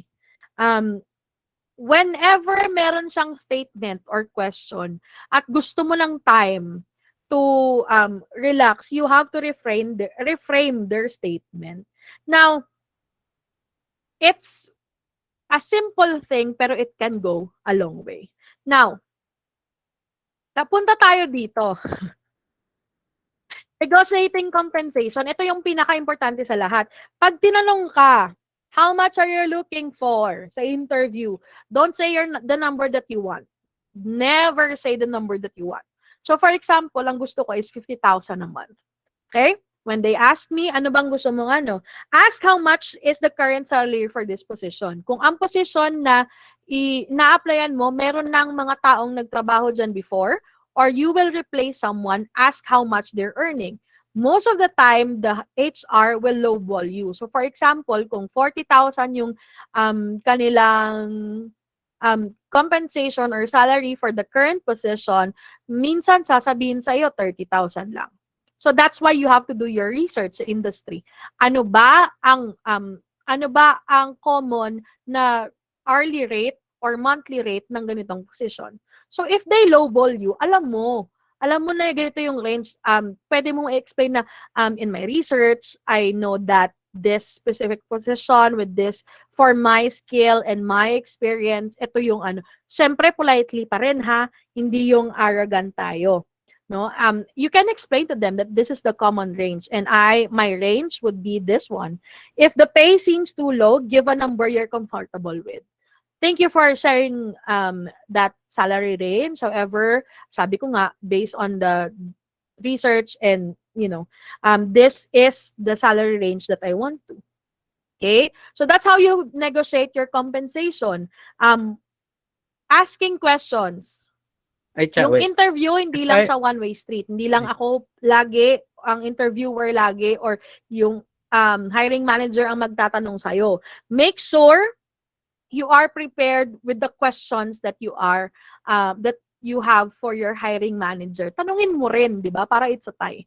Ano bang mga common questions? Number 1, how could I impress you in the first 3 months? So say for example, ikaw yung natanggap, tanungin mo siya, ano ba yung pwede kong gawin that could impress you in the first 3 months of my job here? Next, are there opportunities for training and progression within the role or company? It will tell you kung ano ba ang type ng culture ng company nila. No? Meron ba ditong space for growth? Along in your career, you will realize that growth is very a huge factor sa pagpili ng isang company. So asking this would actually tell you kung ano bang klaseng culture ng company nila. Next, where do you think the company is headed in the next 5 years? Of course, as virtual workers, as virtual assistants, napaka-importante sa atin ng security sa company na we are going to join, no? Ayaw mo naman na ma-hire ka pero in next 3 months magbabankrupt sila. No, this question will tell you kung ano ba ang plano, kung may plano ba itong company na ito, no? And then how does it look like in the next 5 years? And then of course, importante rin ito. Can you describe the working culture of the organization? To give you a sense of how good the working culture is. Now, ending na. Ending na tayo, promise. Now, in the post-interview, sabi natin kanina, kailangan may correct mindset ka regarding the results. Now, if it's a positive result, good. Nice. But if it's a negative result, I have free templates here na isi-share ko mamaya, and it's a post-interview template. That one will allow you to keep on communicating with the hiring manager. Bakit? Sabi natin kanina, a no doesn't always mean no. Usually, baka may ibang, may not now. Okay? So, use the free templates that we're going to be sharing later on after this call, after this webinar, to continue communicating with your hiring manager. Now, remember, first impressions are important. So, you have to make good impressions sa interview mo. Number 2, interviewers are only human too. Huwag masyadong kabahan kasi kumakain rin ng kanin yan. And then make good use of your time to make good use of your time, you have to prepare beforehand. Prepare your elevator pitch, or prepare your stories, prepare your research, no, ang results ng research mo, so that you could make good use of your time. And then, get to the point. Huwag masyadong pahabain yung elevator pitch mo, 90 seconds lang. And ito, if you don't understand the question, please do not hesitate to ask the interviewer na ulitin yung gusto mong yung question niya. And then, kung naba-black out ka, which happens actually most of the time, say it like that. I'm sorry, I'm having a blackout. Pero to avoid having blackouts, please prepare. No, para meron kang listahan diyan, 'di ba? And of course, invest in your skills. Sabi ko kanina, mas madaling turuan ng skills kaysa ng yung character or baguhin yung personality ng isang tao. Now, you have to invest in your skills. If you are vying for a position, you have to learn. If it includes being proficient in Excel, 'di ba? Pag-aaralan mo 'yon. So that's very important. I think ayun na 'yon. So, meron ba tayong questions? That's the end of my slides. Meron ba tayong questions regarding the interview process, ganun?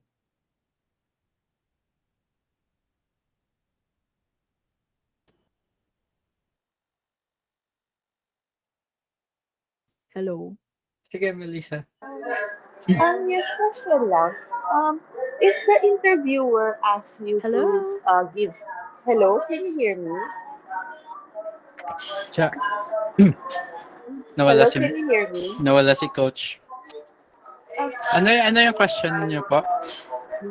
If, for instance, yung interviewer lets you decide the date and time, diba, for your interview. So Monday and Friday is out of the choices. Pag kunyari Tuesday to Thursday, ganun, what is a good time to give to the interviewer? I mean, from what time to what time is a good time? Hello? Yeah, Hello?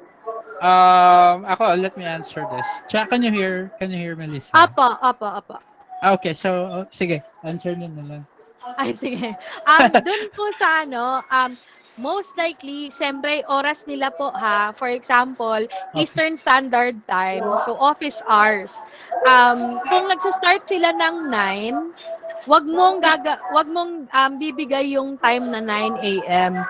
So, choose between an hour after nagsa-start sila. So, for example, 10 to 3. No, wag sa opening and wag sa closing to give them time to prepare for the interview as well. Okay, Meron. thanks.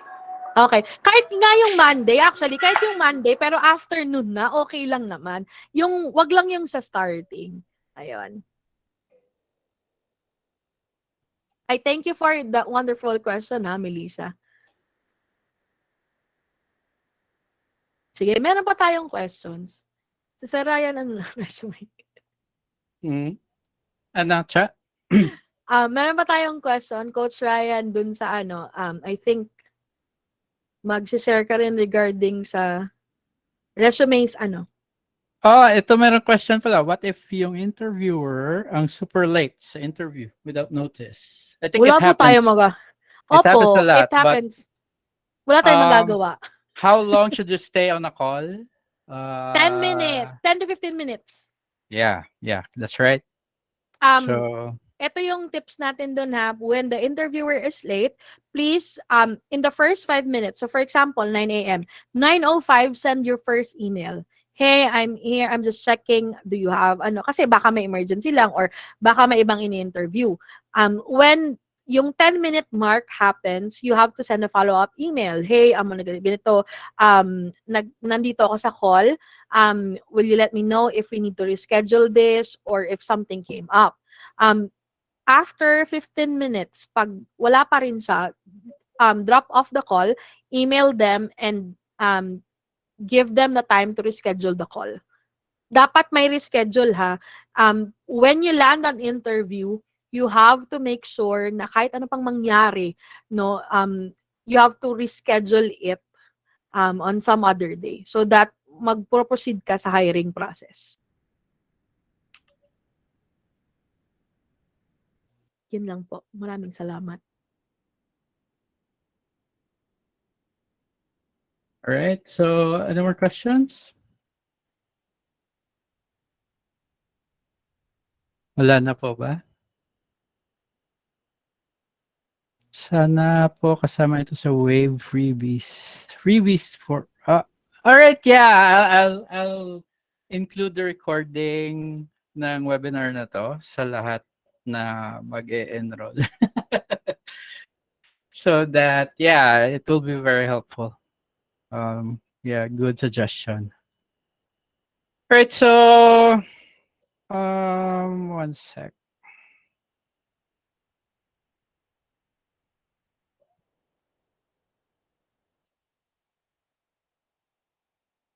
Ito lang, I'll be sharing a resume na ginawa ko. Don't laugh, but this was during the years before I got into PPC.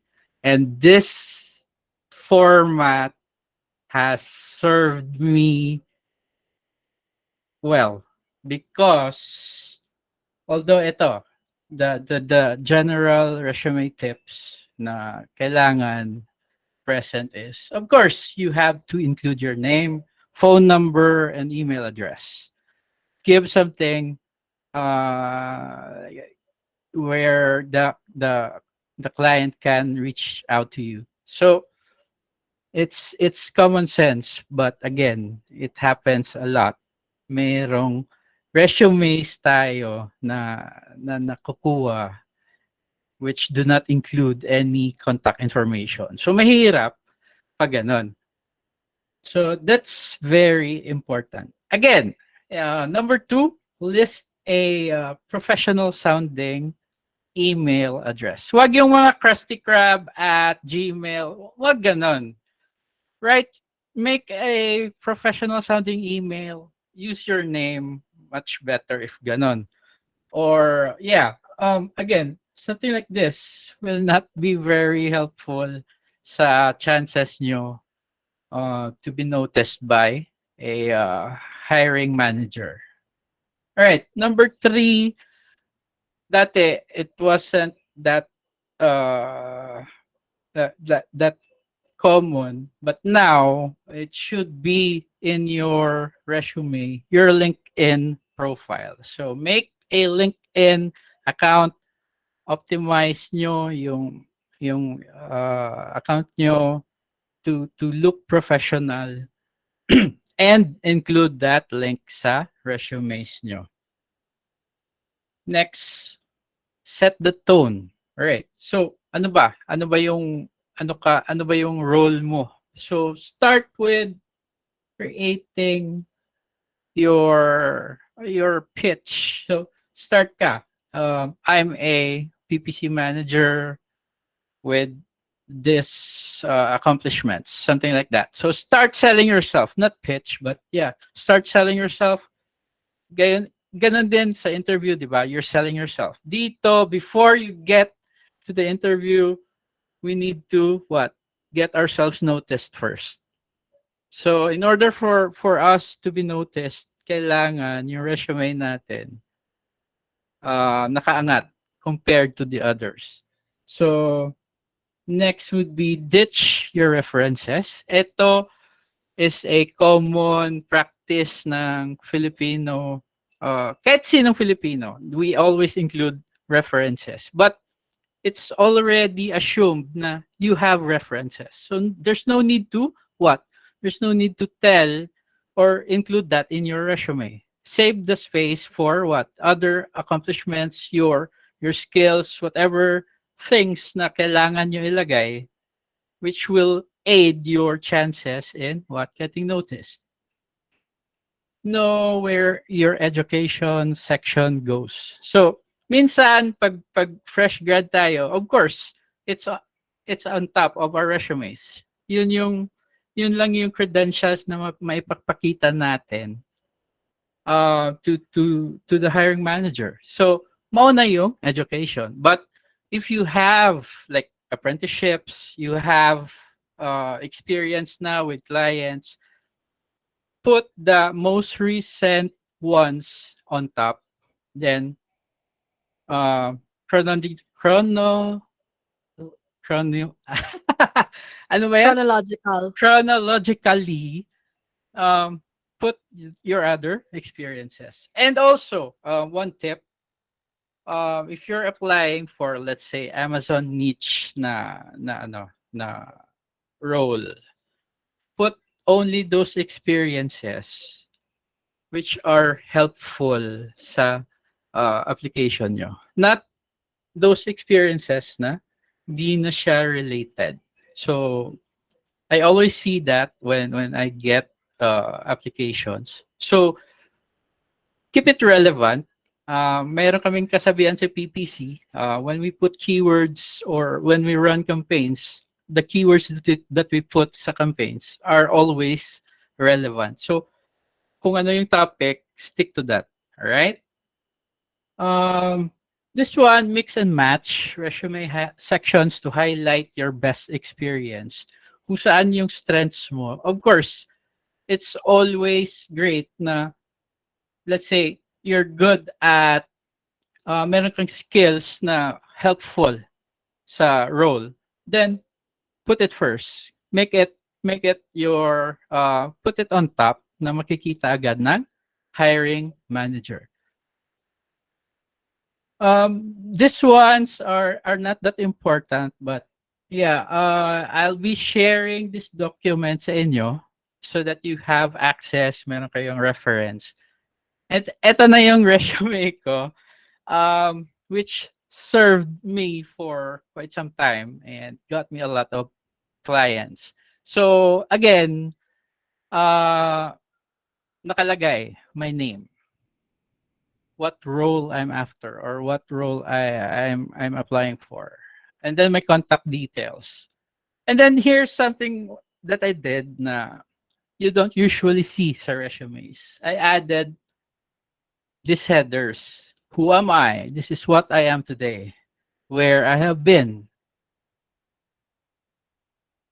And then my educational background. Why you should hire me.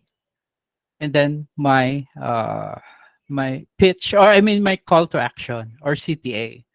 Importante na you have a resume that gets the attention of the hiring managers. So keep it simple. Make something like this, diba? So this one, I've had like feedbacks na wow, your resume has stood out from the others. Kasi if you make it a generic one, minsan kami nag-hire na people tend to forget, di ba? Di ba, Cha? We True. we look for something that catches our attention na, okay, this person has ganitong resume, ito yung pagka-arrange ng resume niya maganda. Maximum na pages for a resume, 2 to 3 is the optimal number of pages. So again, ayan. List down the latest experiences nyo, and then chronologically going to like the oldest experiences. List your background, educational background, and then why. Tell write why you should be hired. Write something that let's say this was designed na for beginners. Kasi I was beginner at the time. Ito yung best way ko na, okay, why you should hire me? Because I'm able to work well with other people. Again, soft skills, dedicated ako to maximize others' potential. Mga ganon. The soft skills, I think I've copy-pasted that on chat. If wala kang experience, dito ka muna. Focus here. What are your strengths na, ano yung skills na magagamit ng employer with regards to making the workplace better? Or let's say, helping the company grow. So, ano yung mga alam mo or what are your qualities, di ba? And again, the most important one is your call to action. Pag yung call to action, it's something that um maybe makes the hiring manager remember you and do something na na maybe to reach out to you or maybe to follow up. But here I put in a quote na I may be one among 1,000 others, but I have what it takes to stand out above the rest. Then contact me today, di ba? So again, ayan, I added my contact details. So this format has really helped me. I think it has gotten me like 10 clients or more. So kahit ganito kasimple lang, you don't have to make something that's very fancy, full of graphics, but put the details that will get you noticed. Yun lang yung masasabi ko for resumes, 'di ba? And with regards to like profiles for LinkedIn, here's an example of a well optimized na LinkedIn profile. So, professional photo, meron siyang header na image, and then what?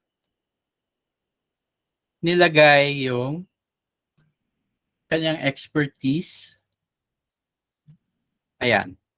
And then you put yung pipe or separator to make sure na you list that you separate yung mga skills nyo, yung expertise nyo. And it looks better if you have separators na ginagamit.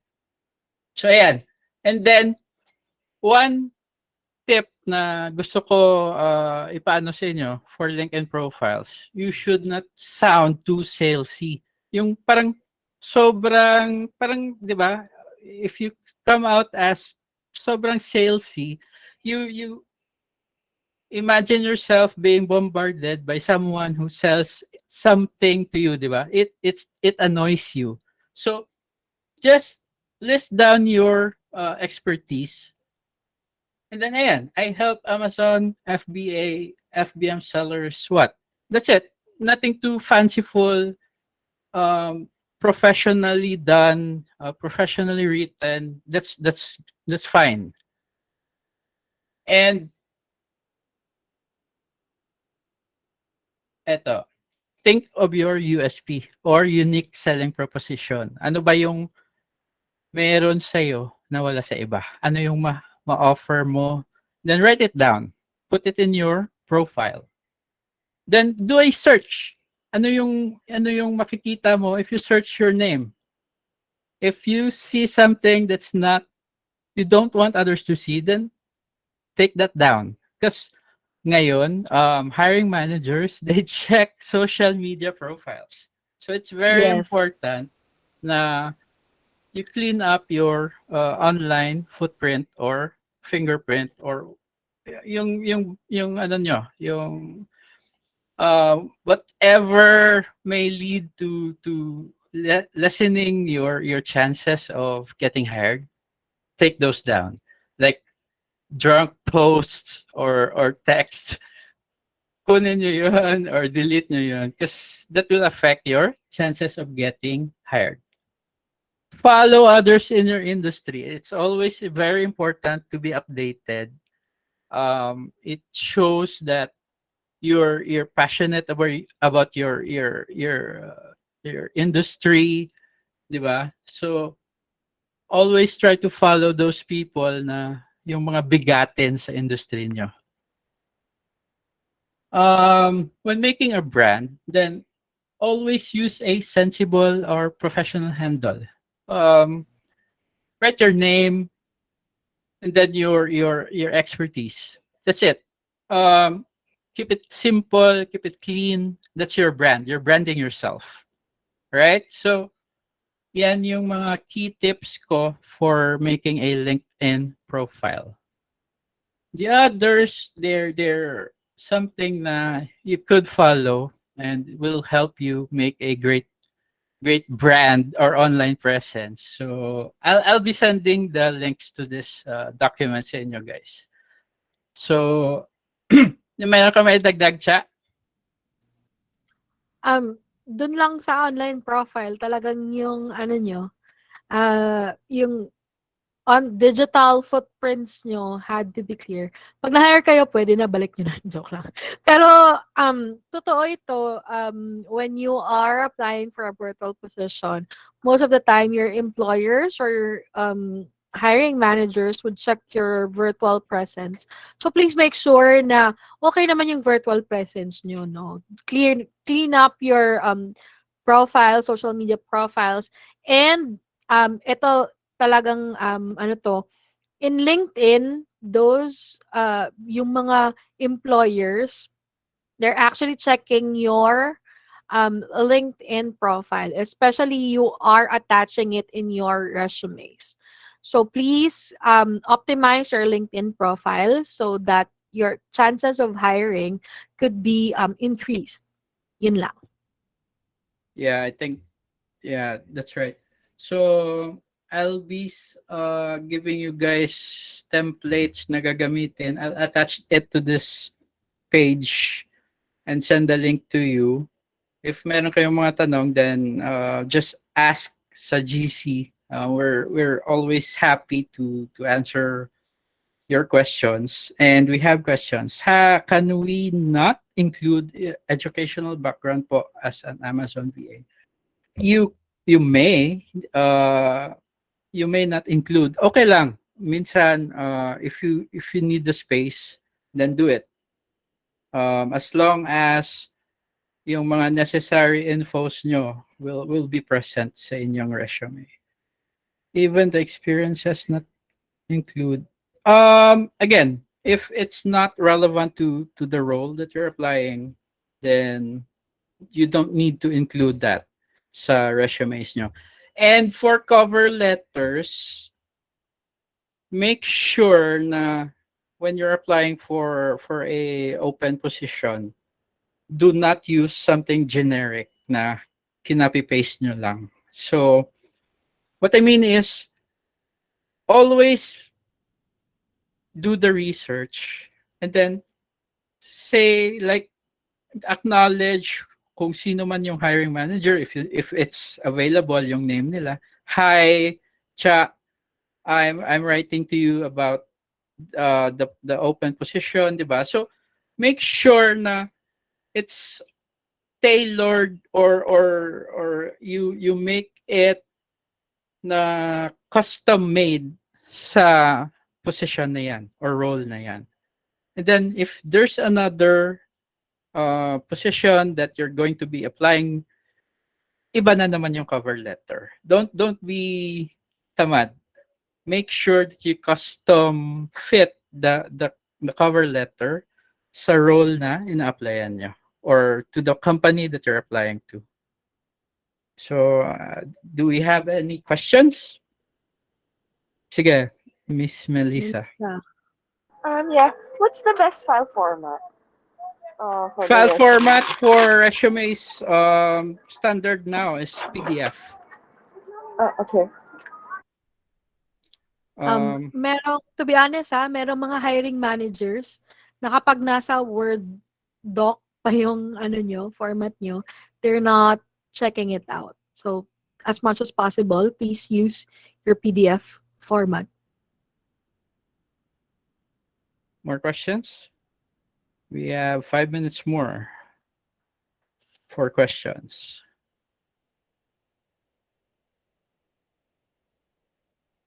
Alright guys, pag mag-apply kayo, don't forget the cover letter. We have like in the past when we open a position, we post a position, like more than half of applicants do not include a cover letter. So It's something that just is a waste of time sa inyo and sa sa hiring managers. So always make your cover letter.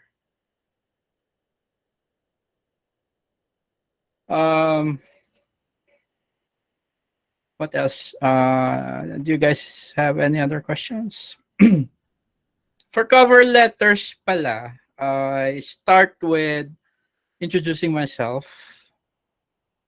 Or usually I make a story. So let's say hi, my name is Ryan. I'm a nurse, registered nurse. I'll send sample cover letters po. I'll include it in this page or document. So ayan, I make a story and then I relate it to the job that I'm applying for. So I'm a nurse and now I've been an aspiring VA. I learned the skills na kailangan sa job post na to. And I'm very willing to be trained or to learn under your company, di ba? So if you're a newbie, ganun yung tone ko. If I'm a newbie, ganun yung tone ko. Dati it's what I always write. I'm not sure if I have something here. Ito. So, my name is Ryan. I've been working as a freelance virtual assistant for more than 2 years. Can bring consistent performance-based work and can do attitude. I noticed your job posting on online jobs and I would love to be a part of your team and be able to contribute to the success of your company. I am perfect for this job. You should hire me because what? I create you can make a lot. Ang dami niyong pwedeng ilagay.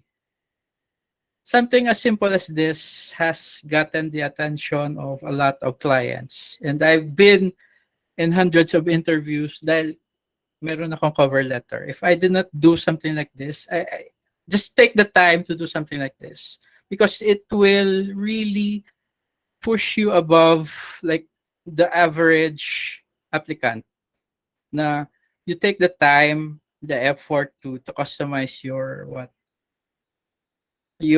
cover letters, your resumes, your profiles. It will really help you guys increase your chances of getting hired. And minsan there is a point na clients mismo they see my profile, they reach out. There's no need for me to apply. They reach out, they even ask me for an interview agad, 'di ba? So make your profiles great. Ang daming tips. Actually, Google is your friend. I made my resume, I made my cover letters without anyone's help. Google lang talaga. My practice since then was before I ask for help, I always Google. Because sobrang mas maganda pa yung mga templates, mga tips nila na makikita nyo in Google. Google is your best friend talaga, right? So make sure na you check Google first. Do your research talaga. Because this cover letter took me like dozens of variations before I could perfect. Trial and error, palpak yung mga first cover letters ko, resumes ko. Ang daming revisions talaga. It didn't take me like one time lang na ginawa ko to. It was a process of refining what I think works, then removing what doesn't work. Kasi you'll notice that pwede yung i-test. Make a version and then send it out. And then tingnan nyo yung responses. Pag walang maraming responses, then there's probably something there that's not working. Again, I did that before and then made revisions. And finally, there was a template or meron akong something nagawa na got me like 50 or more percent response rate sa aking applications. So, ganun lang. Continuously refine your resume, your cover letters, and it will be something that again makes your chances go up sa pagiging note or sa pag-note sa meron kayo ma-notice kayo ng hiring managers or the employers. Meron kang maidagdag siya? Tama yun. And share ko lang yung experience ko. Yung aking resume na ginamit dito sa current agency ko is, pina-check ko to kay Ryan. Talagang salamat. And I've gotten a really positive feedback regarding my resume because yung mga shinare na sa inyong tips, yun rin yung tips na ginamit ko to create my own resume. So it works. It really does. And as we have mentioned earlier, no, everything is sales kasi. So including in your cover letter, you have to have the mindset of paano ko ba ibebenta yung services na pwede kong gawin. Kaya gaya nung kay Ryan sa cover letter niya, ano ba yung pwede niyang ma-deliver, 'di ba? So yun yung tanungin mo, ano ba ang pwede kong ma-deliver? Ano bang pwede kong ma-serve? Ano bang result ang pwede kong ibigay sa inyo? So ayan. Coach Ryan, meron akong tanong sa'yo sa Messenger. So ayun, and again, I think i-share ko rin yung post-interview. Yeah, we have meron kami i-promote. So, Coach May promotion. yeah, sama ko na lang. So, Coach Cha will be teaching seller ops. Ano nga yung content? So, seller ops will include. Sige, pwede kong ma-share yung screen para ano ko sa kanila. Hello, sir? Ay, wait. Ay, okay. Okay, it's your turn to share. Okay, wait lang po. Ano nga yun? Okay. Sige. Ayun. So, nakikita nyo na naman yung screen ko. Ano? So, yung seller operations, as we've said kanina, kasi nga, sales yung lahat. So, you have to make sure na, ang tag dito, your skills are apt for whatever you're gonna be using. So, pasensya na yung internet ko hindi ko alam kung ano nangyayari sa kanya. However, your Amazon seller operations or operation series would include the following topics. So, one, it will be an introduction to Amazon. If you are a newbie, we will be discussing about Amazon, yung FBA, FBM, ano bang difference nun. Your category analysis, your product research tools, keyword research, no? Ito, I think, kino-cover rin ito, Sir Coach Ryan, sa PPC, hindi ba? Pero this one, yung keyword research dito, keyword research is covered. Specifically designed for this is specifically designed for operation series. So, paano mo gagamitin yung keyword ng research mo sa listing na gagawin mo? And then, of course, listing creation. Siyempre, mag-uumpisa yan sa keyword research. So, listing creation. If your business model or a business model ng client mo is FBM, paano mo i-manage yun? So, that's included in our series. Your shipment plans. Ito, paano mo gagawin yung shipment plans ni client mo? And then, customer support. Ang walang kamatayang customer support. Mind you, Amazon is, ang tawag dito, they're really customer-centric. So, dun sa may mga work na Amazon, and especially if they are customer-facing, you would definitely know this. And then, of course, your Amazon cases, yung sabi ni Coach kanina na case management, that would be included. Your reports handling, ano bang mga reports and metrics na kailangan mong tutukan so that your Amazon account is healthy. Your trademark and brand registry, nako, sakit sa ulo to sa ibang mga sellers. So we will be discussing this in the series. Lightning deals, okay? And then, of course, your digital coupon, your Amazon post, and of course, business ethics for Amazon business. So, dito papasok yung mga trademark violation, mga ganun. I-discuss natin lahat iyan sa operation series, and it will be offered. So, please stay tuned for the offering ng Amazon Operation Series if you guys are interested sa pag-learn regarding Amazon seller operations. So, yun yung mga covered natin. Sir, Coach Ryan, back to you. So, thanks, Coach Cha, for your time. Again, guys, thank you for attending. Sana meron kayong nakuha or napulot man lang na nuggets of info. So, salamat and stay tuned. We will have more free webinars to help you guys out. Maybe what it takes to be a VA, what you need to be a VA, ano yung mga skills nyo to be needed to be a VA. So we'll continue to provide very helpful webinars. Stay tuned, and for those who want to enroll sa course ni Coach Cha, then mag-antabay din kayo. We'll have a post soon. So salamat. Good night, guys, and Good night, everyone. God bless and enjoy your weekends. Yes, enjoy your weekends. Bye, everyone. God bless. Bye, goodbye. Night. Bye po. Thank you.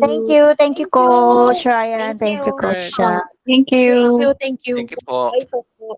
Thank you po, Coach Ryan. Coach. Bye, guys. Thank you po.